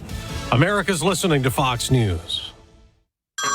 Hey everyone, it's Ted from Consumer Cellular, the guy in the orange sweater, and this is your wake-up call. If you're paying too much for wireless service, you don't have to keep having that nightmare. Consumer Cellular has the same fast, reliable coverage as the leading carriers for less. And for a limited time, new customers receive their second month free when they sign up and use promo code MONTHFREE by May 31st. So why keep spending more than you have to? Seriously, wake up and call 1-888-FREEDOM or visit consumercellular.com. Taxes, fees, and other third-party charges will apply. See website for additional details. Are you a victim of the timeshare trap and think there's no way out? I'm Chuck McDowell, founder of Wesley Financial Group, the original timeshare cancellation expert. And I'm here to tell you that there is a way out. All you need to do is give my office a call. I will send you a timeshare exit information kit absolutely free, explaining how the timeshare industry works and your options for cancellation. Call Wesley now for your free information kit. 800-887-1010. That's 800-887-1010. Your 24/7 news source, on air, online, and with the Cape Hill News app. Now the headlines from the Cape Hill News Center. Good morning. I'm Tracy Wirtz with a look at news on this Thursday, May 30th. A Lafayette man is charged with child pornography and sexual abuse of an animal. 54-year-old Shannon Paul Bellard was arrested in Opelousas after a multi-agency investigation. In St. Landry Parish, Bellard faces 8 counts of pornography involving a child under the age of 13 and 15 counts of sexual abuse of an animal. He's charged in Lafayette Parish with 2 counts of child pornography. The Lafayette Fire Department will honor one of their own with a full firefighter's funeral on Monday.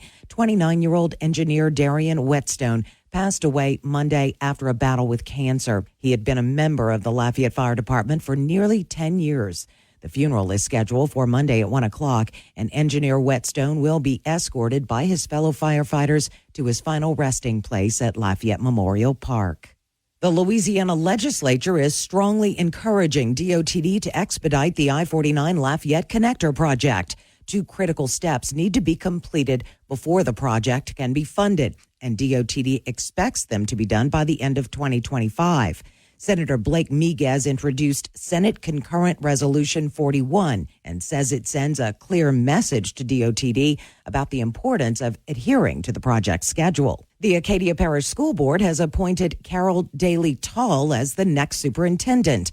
The 30-plus-year education veteran has been serving as interim superintendent since April when her predecessor, Scott Richard, retired. Daly Tall received unanimous support from the board. The Army Corps of Engineers and Louisiana DOTD have completed snagging and clearing maintenance in the Bayou Teche. The purpose of the $1.3 million maintenance project was to clear obstructions from Keystone Dam down to New Iberia. They removed nearly 600 pieces of debris and waste from that waterway. The Senate Governmental Affairs Committee met Wednesday for what was likely the final time during this legislative session, and the panel never took up the House-approved Constitutional Convention bill. Chairman Cleo Fields says senators disagree on the need for a constitutional convention, and he believes it's wise not to hear the bill because there is not consensus among members in the upper chamber. Governor Landry was pushing to hold a constitutional convention prior to the November election. He hoped to convert items from constitutional amendments to state statute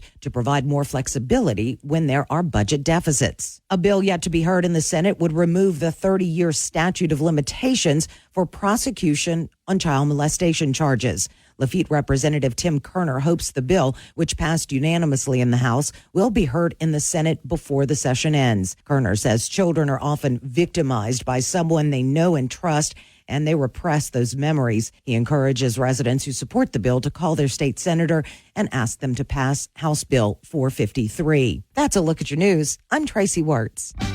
The Cajun Heartland State Fair is happening now. Through June 2nd, the fair is celebrating its 36th anniversary, and you can get the News Talk 96.5 Cape Hill Mega Pack now. The Mega Pack includes 4 ride wristbands and 4 fair admission vouchers for only $125 each.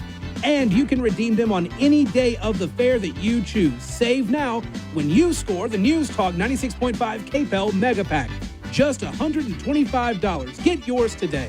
You can buy the Mega Pack at the Cajun Dome box office or online at CajunDome.com. LUS presents the Cajun Heartland State Fair now through June 2nd at the Cajun Dome. Experience the wild rides on the Gold Star Midway or great bands nightly at the Coca-Cola Grandstand. Or check out the free family entertainment like Scott's World of Magic. Learn more at CajunDome.com or KPEL965.com and click on the Cajun Dome link. Brought to you by News Talk 96.5 KPEL, where Acadiana comes to talk. Mostly sunny skies to start the day, but we'll see those clouds arriving fairly early, and from there, showers and thunderstorms popping up in the middle parts of the afternoon, continuing on into the early evening before winding down for the day. Highs get up to about 87 degrees. Lows tonight in the low to mid-70s. We'll see winds from the southeast at about 5 to 10 miles an hour. We will continue to see widely scattered showers popping up in the afternoons through the weekend. From the Storm Team 3 Weather Lab, I'm KTC meteorologist Daniel Phillips on News Talk 96.5 KPEL.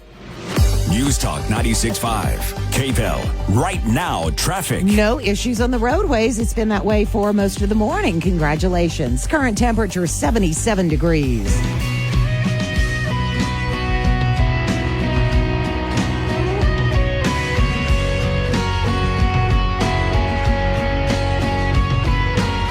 Good morning and welcome back into Acadiana's Morning News. KPEL News Time is 8:10. Tracy Wertz in. And joining me right now is Tanya J. Powers, who is kind of in the catbird seat in Manhattan, where, of course, the trial of former President Donald Trump is going on. And Tanya, just some really, head-scratching directions yesterday from the judge. What can you tell us from your perspective? Well, the judge gave instructions to the jury yesterday when they got going in court yesterday morning, and it was pretty lengthy. I mean, it is not uncommon for judges' jury instructions to take an hour or a while. I've covered other trials where it took that long to give instructions to the jury, so I wasn't totally surprised about the number of things that he told them. They started deliberating yesterday. After that, they deliberated for about 4.5 hours. Today, they will get underway in the next probably 20 minutes or so is when court's supposed to start, about 9:30 Eastern. It's supposed to go to 4:30 this afternoon with a break for lunch, but the judge told them they can go to 6 if they want to. Wow. They can work late if that's something they want to do. Yesterday, there were a couple of notes that were sent from the jury to the judge. They asked for portions of testimony from Michael Cohen, also portions of testimony from David Pecker. He's the former publisher of the National Enquirer. He testified first thing in the trial. So he's like 20 witnesses, and 5 weeks ago is when we heard about his testimony. The catch and kill scheme basically is what he talked about, and he testified that he had been in the meeting with Michael Cohen and Trump in Trump Tower during the campaign, where he said he was going to be the eyes and the ears of the campaign to see if there was any unfavorable or unflattering stories that might be out there about the then candidate Trump. And if so, then it would be his job to basically buy the stories from whoever had them and then sit on them so they didn't see the light of day, hence the catch and kill thing. I know they also, I believe, asked for some documents relating to the hush money deal with Karen McDougal, who is the former Playboy model. She was paid $150,000 by the National Enquirer's parent company for her story because she said that she had an affair with Trump in 2005 and 2006. He has denied that. So that was, like an example of some of the catch and kill stuff that we had heard about during the testimony.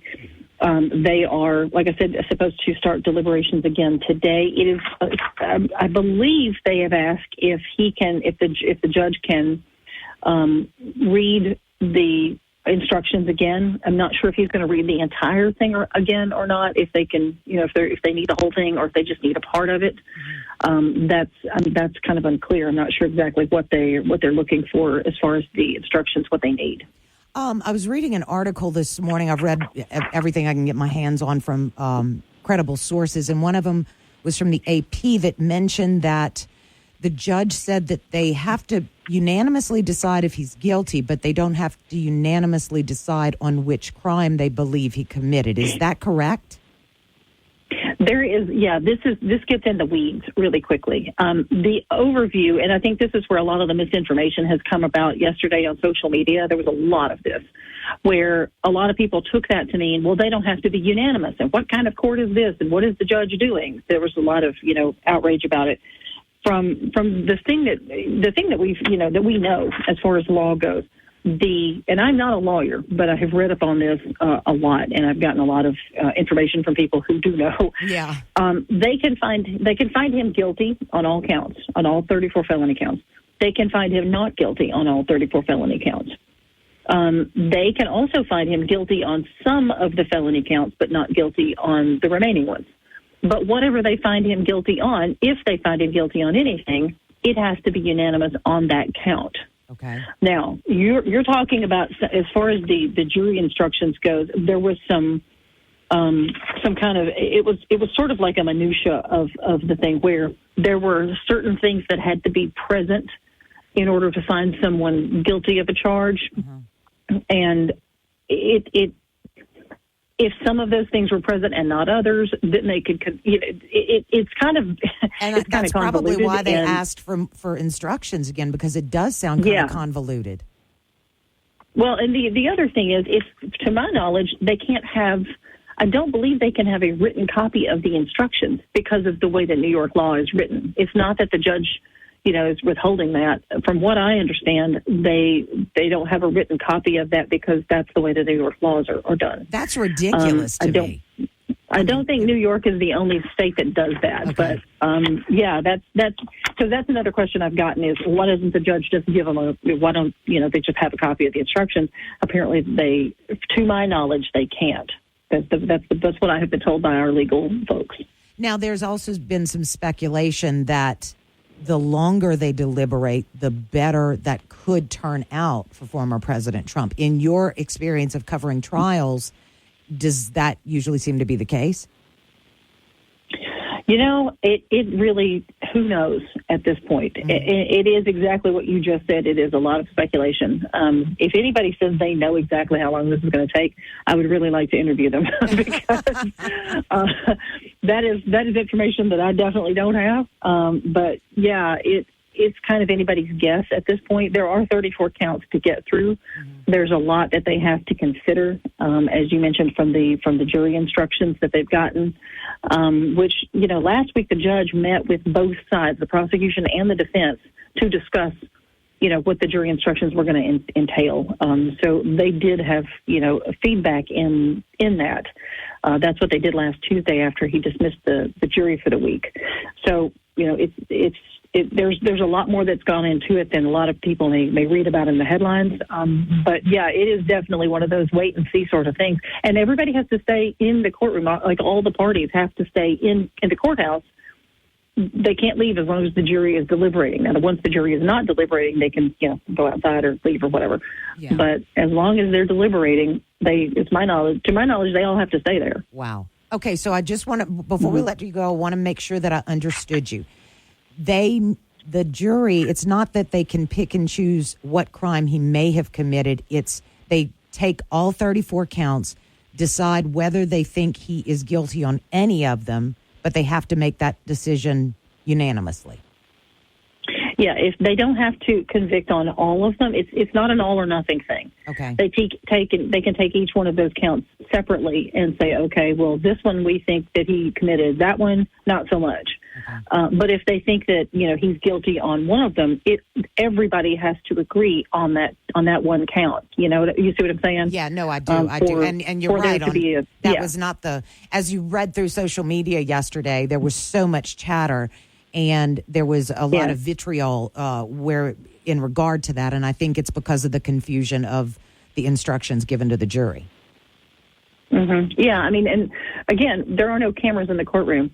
So we're hearing, the information that's coming out from the people in the courtroom. Right. They're doing their best to get it all out in a timely manner. I honestly don't know how these folks are typing that fast with their fingers on their phones. Because I don't know if I could go that fast, but yeah, it's a big job to sit in there and translate basically everything that is being said immediately as it's being said, and to get all of that. That's a huge job for the journalists inside that courtroom, I'll be honest. Definitely. Tanya, thank you so much for that, and we'll be looking for more updates today coming out of the trial of former President Donald Trump. Have a great day and be safe out there. Thank you. KPEL News Time is 8:19. Mostly sunny skies to start the day, but we'll see those clouds arriving fairly early, and from there, showers and thunderstorms popping up in the middle parts of the afternoon, continuing on into the early evening before winding down for the day. Highs get up to about 87 degrees, lows tonight in the low to mid-70s. We'll see winds from the southeast at about 5 to 10 miles an hour. We will continue to see widely scattered showers popping up in the afternoons through the weekend. From the Storm Team 3 Weather Lab, I'm KTC meteorologist Daniel Phillips on News Talk 96.5 KPEL. News Talk 96.5 KPEL. Right now, traffic. All right, we do have some accidents on the roadways right now. They just popped up. We have one on West Congress right near St. Edmund's Catholic Church. Another one on Kali Saloom Road, 2300 block, not far from Boyer Drive.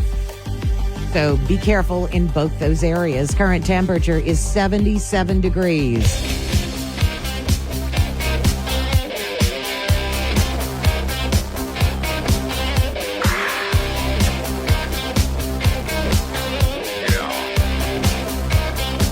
KPEL News Time is 8:23 on this Thursday morning. It is May the 30th. Coming up after news at the bottom of the hour, we will talk to the police chief from the city of Broussard to find out exactly what's happening in that particular community. We are joined by law enforcement each and every Thursday in the 8 o'clock hour. Mark, great conversation, interesting conversation just now with Tanya J. Powers of Fox News about what's going on. She's right in Midtown Manhattan, right outside where court is going on for former President Donald Trump. And I know something that I took away from that particular conversation is it's still kind of convoluted, and it's going to be difficult for everyone to really wrap their heads around what the instructions were and how the jury has been instructed to arrive at either a guilty or a not guilty verdict, and on which charges. Mm-hmm. As I mentioned very early in the show, I was scrolling through social media. I personally use X, formerly Twitter. I feel like I'm saying Prince's name, Prince.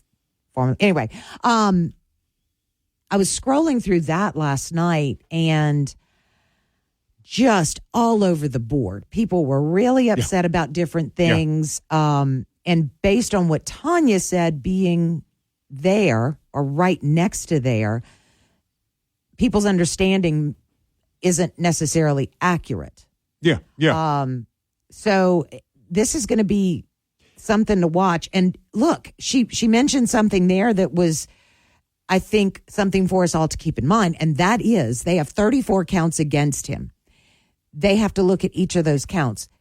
It could be done today. It could take them weeks to go through each one and the testimony that accompanies each of those charges. Right. Yes. And there's a lot of things that, we've not touched on. For example, this judge is not, as you pointed out earlier this morning, don't remember if it was on the air or one of our discussions off the air, this judge is not allowing for written instructions. He's giving verbal instructions but she said, only. Before you walked in, she said that in the state of New York, judges aren't allowed to give written instructions. And that blew my mind. But she said that New York's not the only state that does that. And that's what I said. That doesn't make any sense. So it's the point she was trying to make is that particular action, not providing the jury with written instructions, according to Tanya, is because of New York law. Well, they need to change the doggone law. Right. And look, with this thing about social media, I don't pay attention to it. That number one, especially with something this complicated. My mind is totally wide open.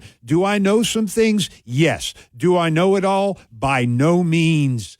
By all means, no. I do not know it all. And so you have to keep a totally open mind. This is my one takeaway based on the testimony of legal experts. The longer this goes, the more there is displayed confusion and uncertainty. And so I guess the possibility of, quote, an acquittal or, a mistrial, a hung jury, all of those possibilities. But I'm not predicting anything because it's so doggone complicated and convoluted. And she said that while the jury is deliberating during the day, nobody can leave the courtroom. They have to all stay there. Right. And even of all 12 jurors, if one says, oh, excuse me, I've got to go to the restroom, all deliberation stops because you can't just say, oh, go ahead, do what you need, come back, we'll give you a summary. No, it all stops. If all 12 are not there, the deliberations stop until it is a complete jury back in the room. So it's going to be interesting as we continue through this process. I think the caution for all of us after we heard from Tanya J. Powers with Fox News is to take the information that you have, not so much with a grain of salt, but trust but verify. And that's something that we try to live by. Trust but verify. When you hear something, don't take it on its face. Do a little digging, because the worst thing that we can do is continue misinformation. That's right. That's dangerous for all of us. Yep. Know before you go. Absolutely. Know before you open your mouth. We are going to visit with the Broussard Police Chief coming up. We're going to take a look at local news, weather, and traffic. KPEL News Time 8:28. KPEL covers Acadiana with Lowry's Printing and Copying. Lafayette Consolidated Government has its Household Hazardous Waste Day Saturday, June 1st, 8 a.m. till noon at North Gate Mall. You must live in the city of Lafayette or unincorporated parts of Lafayette Parish to properly dispose of paint, poison, insecticide, pesticide, and a whole lot more. Get the complete list of items accepted and not accepted at their website, LafayetteLA.gov. Lafayette Consolidated Government also offering something else, now taking applications for the Youth Advisory Council. This is for youngsters in 9th through 12th grade who reside in Lafayette Parish to learn all about Lafayette Consolidated Government. Deadline to apply is June 15th. There is a very nominal application process, very easy. It includes a letter of reference from a teacher. Get all the details at LafayetteLA.gov. This hour brought to you by the Matthew James Tax Pros. Find them online at MatthewJamesTaxPros.com. Your 24/7 news source, on air, online, and with the KPEL News app. Now the headlines from the KPEL News Center. Good morning. I'm Tracy Wirtz with a look at news on this Thursday, May 30th. A Lafayette man is charged with child pornography and sexual abuse of an animal. 54-year-old Shannon Paul Bellard was arrested in Opelousas after a multi-agency investigation. In St. Landry Parish, Bellard faces 8 counts of pornography involving a child under the age of 13 and 15 counts of sexual abuse of an animal. He's charged in Lafayette Parish with 2 counts of child pornography. The Lafayette Fire Department will honor one of their own with a full firefighter's funeral on Monday. 29-year-old engineer Darian Whetstone passed away Monday after a battle with cancer. He had been a member of the Lafayette Fire Department for nearly 10 years. The funeral is scheduled for Monday at 1 o'clock, and engineer Whetstone will be escorted by his fellow firefighters to his final resting place at Lafayette Memorial Park. The Louisiana legislature is strongly encouraging DOTD to expedite the I-49 Lafayette Connector project. 2 critical steps need to be completed before the project can be funded, and DOTD expects them to be done by the end of 2025. Senator Blake Miguez introduced Senate Concurrent Resolution 41 and says it sends a clear message to DOTD about the importance of adhering to the project schedule. A new Iberia man was booked into the Vermilion Parish Correctional Center after police say he robbed the Wendy's on Veterans Memorial Drive in Abbeville. The suspect grabbed a handful of money and ran out the door of the restaurant. A couple hours later, a patrol unit saw someone fitting the suspect's description running in a field. The suspect entered a parking lot and then fell into a small ditch twice. When the officer approached him, the man had a handful of money and claimed he wanted to return it to Wendy's. He is identified as 36-year-old Casey Eskind. He was treated for a leg injury at the hospital and then booked on a charge of simple robbery. The Acadia Parish School Board has appointed Carol Daly Tall as the next superintendent.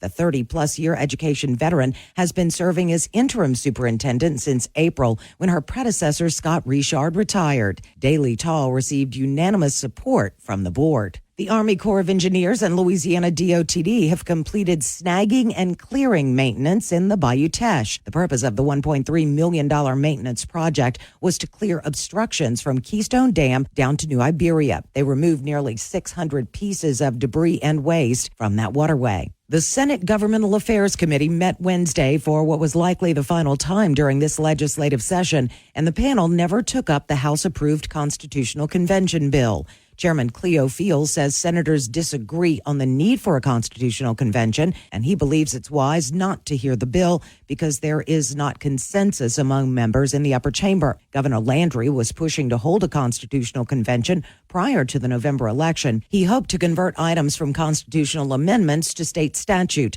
to provide more flexibility when there are budget deficits. A bill yet to be heard in the Senate would remove the 30-year statute of limitations for prosecution on child molestation charges.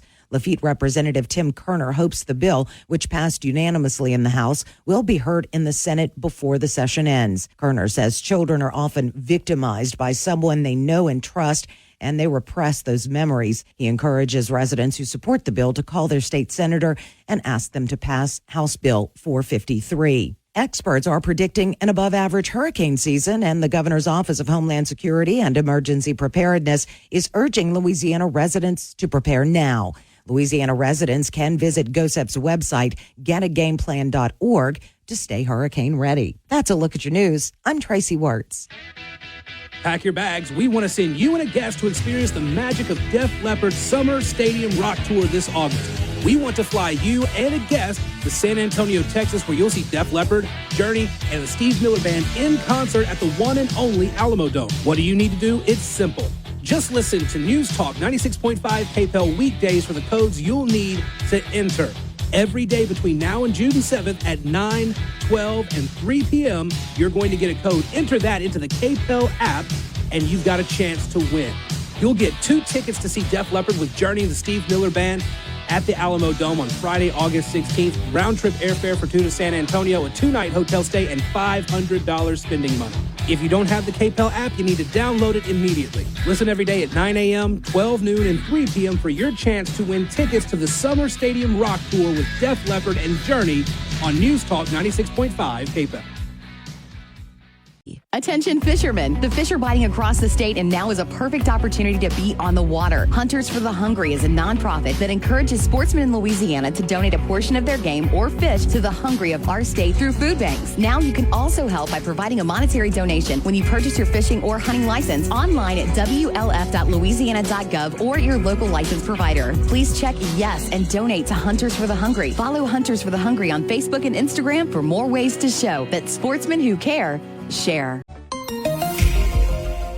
Mostly sunny skies to start the day, but we'll see those clouds arriving fairly early, and from there, showers and thunderstorms popping up in the middle parts of the afternoon, continuing on into the early evening before winding down for the day. Highs get up to about 87 degrees. Lows tonight in the low to mid-70s. We'll see winds from the southeast at about 5 to 10 miles an hour. We will continue to see widely scattered showers popping up in the afternoons through the weekend. From the Storm Team 3 Weather Lab, I'm KTC meteorologist Daniel Phillips on News Talk 96.5 KPEL.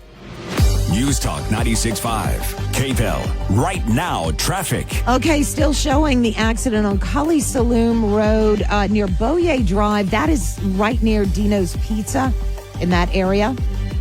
Also showing an accident, West Congress Street. That's near its intersection with Ambassador Caffrey, right there in front of St. Ed's Church. Hopefully both of those have been moved off the roadway, but if you're slowed down, that's why. Getting warmer today. Current temperature 77 degrees.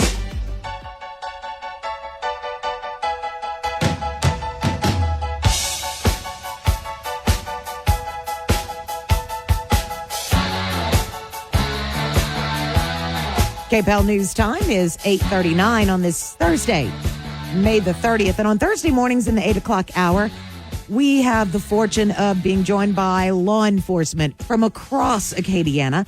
Today, we invited Broussard Police Chief Vance Olivier. Why did I say Oye? I don't know why I said that, Vance. Olivier to join us. And first of all, how are you doing, you and Tony, your sidekick? We're doing fantastic. Thanks for having us this morning. Absolutely. It's our pleasure. Mayor Ray Bork talked a couple of times ago that he was on about a brand new building you guys are getting. Tell us about that. Yeah, we're really excited about it. It's a brand new building off of Highway 90. So we're going to be moving from the inner city to the highway off of Highway 90, which is kind of untraditional, but now it's a brand new building. It's like over 23,000 square feet that we have. So it's going to be great for our guys. We're kind of on top of each other right now, and our department is growing so rapidly that it's going to be a great fit for us, and it'd be good access to Highway 90 to get to our locations as quick as we can. Yeah, I was thinking that would be kind of a more centralized maybe location based on the way that Broussard has grown, right? Right. We're growing so big, and Highway 90, that's a corridor now. We see an influx of people throughout the day, so we have a lot of traffic coming in and out of Broussard. You mentioned that you guys are on top of each other in the current building. Let's talk about staffing. How many officers do you have? What kind of openings do you have? Because we've heard from law enforcement agencies everywhere, but across Acadiana about recruiting and the difficulty filling those slots. Right. I think everybody has a problem with either retaining or having new applicants come and apply with them. However, we put a fortune in Broussard. We staff for 40. We allocated 40. We had 39 right now. So. And we're in the process of looking at some applicants to hire on. So we should be full, hopefully, in the next couple of months. That is pleasant news because we hear different stories from around Acadiana. What do you guys do to get involved in the community? I will tell you this. It's not very hard because Broussard is a great community. They've opened their arms to us. Law enforcement, we took a hit for some time now, and I think we're starting to build it. Law enforcement is a noble and honorable career, and we try to stress that to the younger guys coming up into our department and in the community. But we've put on community walks. We try to get involved in as many community events as we can, just to show them, hey, we human, we're here to help. We want to be part of the community, and that's kind of our motto was to do that when we came in. And no man is an island, and we just talked to Lafayette Mayor President Monique Blanco-Boulay about their search for a police chief here in Lafayette now. But I think that illustrated the importance of having your city government work with your police department. Do you guys see that in Broussard? 100%. You have to have a great working relationship with your council and with your mayor. And I think that we're accomplishing that right now. And I think we've got a lot accomplished, in the future. One was when I came in, just equipment. We needed some equipment. They worked, tirelessly with us to try to make sure that we got everything that we need.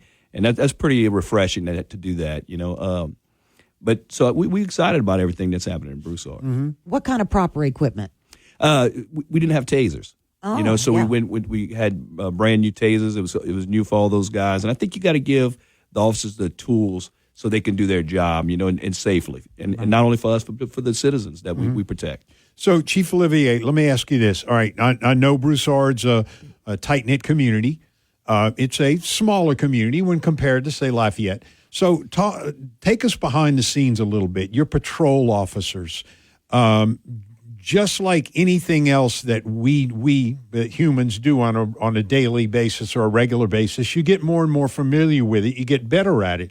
So how do patrols work? I mean, do you have officers that are assigned to a certain area and they patrol that area every time they come on duty? Yeah, exactly. So we do the same job as probably any municipality that we have. We have a four-man crew that we have, with a sergeant that's supervising each crew, right? So we're working straight, we have 24-hour coverage, day shift and night shift, and they go out there and they patrol the neighborhoods, and we ask them to make as many contacts as we can, because, listen, they're going to get to know you when you see them riding around, and some of them already had in some of our bigger subdivisions.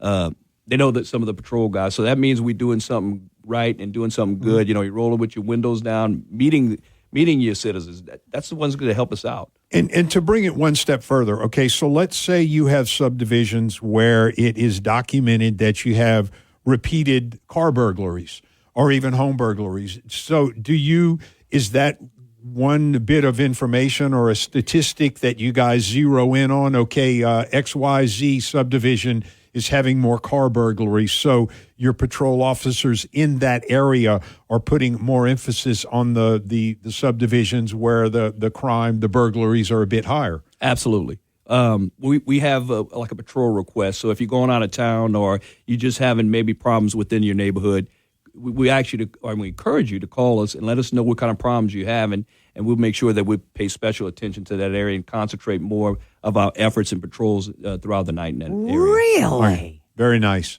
That is, boy, how convenient. Because, I think people worry about that, especially in the summertime when they're going on vacation and, they're worried about leaving their houses behind and they may have somebody checking their mail, but that makes people nervous, especially in this day and age. Yeah, it sure does. Yeah. So we're happy to provide that service to them, so all they have to do is call us and we'll put them on the list and make sure that we get their houses checked regularly. Nice. Okay, so let's real quickly revisit the staffing, because do you think that your pay schedule has anything to do with you being able to be fully staffed? I'm glad you brought that up, because just recently we are increasing our pay scale to be competitive with everybody else. So it's going to be a big jump, and we're excited about that. And that's part of retention. And we want to get the best applicants and the best officers. And how do you do that? You kind of entice them with pay. Yeah. You got to pay people. Yeah. Absolutely. We are visiting with Broussard Police Chief Vance Olivier this morning during our law enforcement segment. We're going to take a quick break and be right back. KPEL News Time, 8:46. Mostly sunny skies to start the day, but we'll see those clouds arriving fairly early, and from there, showers and thunderstorms popping up in the middle parts of the afternoon, continuing on into the early evening before winding down for the day. Highs get up to about 87 degrees. Lows tonight in the low to mid-70s. We'll see winds from the southeast at about 5 to 10 miles an hour. We will continue to see widely scattered showers popping up in the afternoons through the weekend. From the Storm Team 3 Weather Lab, I'm KTC meteorologist Daniel Phillips on News Talk 96.5 KPEL. News Talk 96.5 KPEL. Right now, traffic. Okay, within the last half hour, we've had those two accidents pop up. Kali Saloom, that's right near Dino's South, and West Congress near St. Ed's Catholic Church. Hopefully they've been moved off the roadway, but if you're slowed down, that's why. Current temperature, 77 degrees.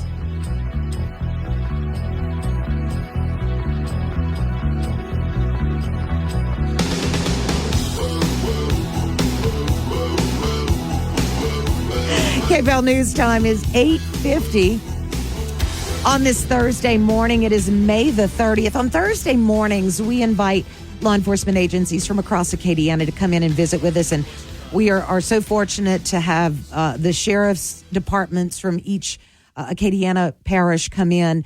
And we have also invited some of the police chiefs. This morning, we are joined by Broussard Police Chief Vance Olivier. And Vance, as one of the common threads through all of these visits is that you guys definitely collaborate. You guys definitely work together, or that's what they've said. Has that been your experience? Oh, absolutely. When you've been in the business as long as I have and Tony has, you're going to build your relationships with these guys. I mean, we worked with all of them, all the police chiefs within our municipalities. In Lafayette Parish, I worked with them at one time or another, whether it was with the sheriff's office or when I was with the city police. And the sheriff's office as well. Sheriff Garber has been great to us. He's helped us out. His staff, we reach out to him. On a smaller department, sometimes we need their resources. So we reached out to them in the past, and they've been, accommodating on everything that we've asked. Well, and as we've said before, crime doesn't know boundaries, and so I would think that, and especially the challenge with Broussard and Youngsville is y'all almost butt up against each other. So you guys probably work together often. We do, and we also butt up to Lafayette. Yes, so we in close proximity to all of them. So it's very important we all work together as a team, because the ultimate goal is to stop crime and to put the bad guys in jail. So that's what we all working for, the common goal. Yeah, absolutely. Mm-hmm. Chief, so you are one of 6 municipalities in Lafayette Parish.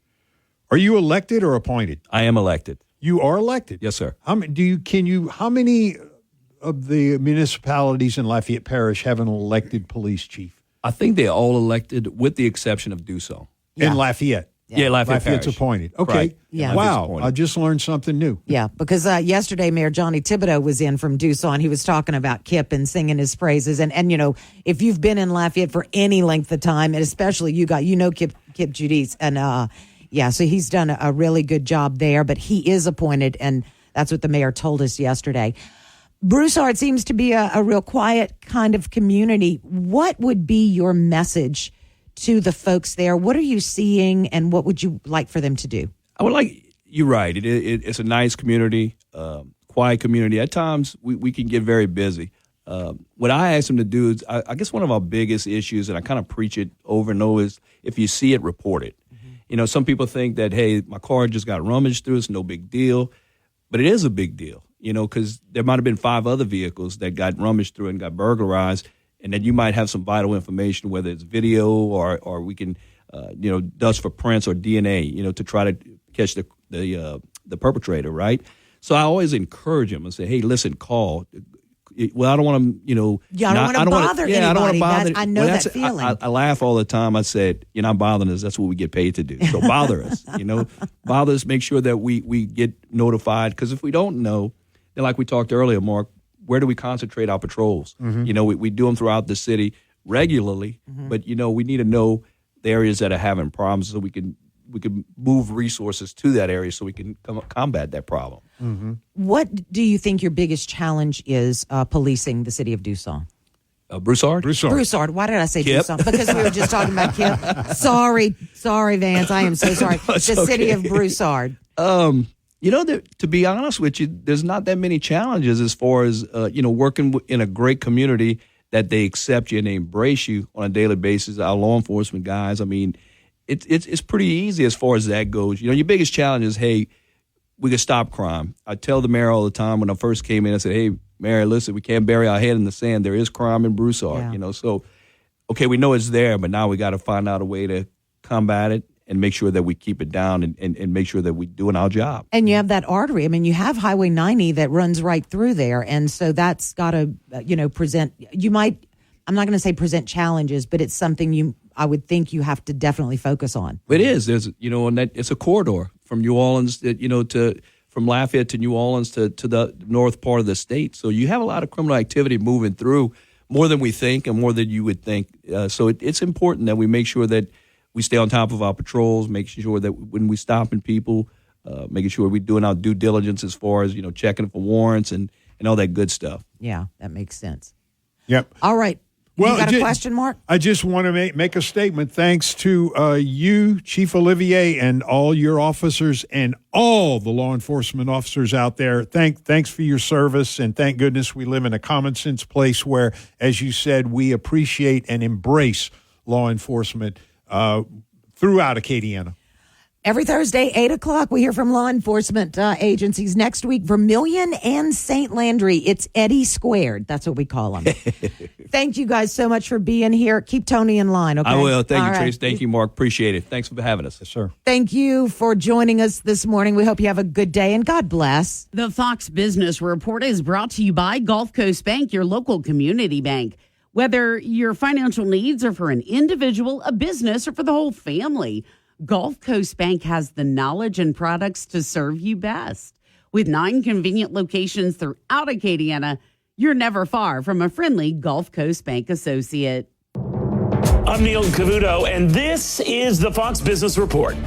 Economic growth has been revised to a slightly weaker reading for the start of the year. The first quarter gross domestic product expanded at a 1.3% pace, down from the initial estimate of 1.6% and down from 3.4% for the end of last year. The revision is reflecting a slowdown in consumer spending and slower government spending. The job market appears to be holding up. New claims for unemployment benefits were little changed last week. New claims came in at 219,000, up 3,000, but in the range of a healthy job market. Salesforce shares are slumping, dragging down the Dow. The business software company and parent of Slack is suggesting companies may be spending more cautiously. That's your Fox Business Report. I'm Ginny Cosola. Invested in you. Hey, it's Jesse Kelly. Are you still on the fence about owning gold? It's time to pull the trigger with the Oxford Gold Group and buy gold and silver. Nobody can predict the future, but we can't put our head in the sand either. The Oxford Gold Group are the pros. They make owning gold and silver simple and easy to understand. Call Oxford Gold Group right now and you may qualify for up to $10,000 in free precious metals. Call 833-995-GOLD. That's 833-995. Cities around Lafayette Parish are growing and fast. What are the mayors doing to keep up, and how does that affect you? We find out every Wednesday morning at 7 when we talk to the leaders of each city about what they're doing and what they plan to do as more residents and businesses move in. Tune in for Mayor's Minutes, Wednesday morning at 7 on News Talk 96.5 KPEL, on air and on the KPEL app.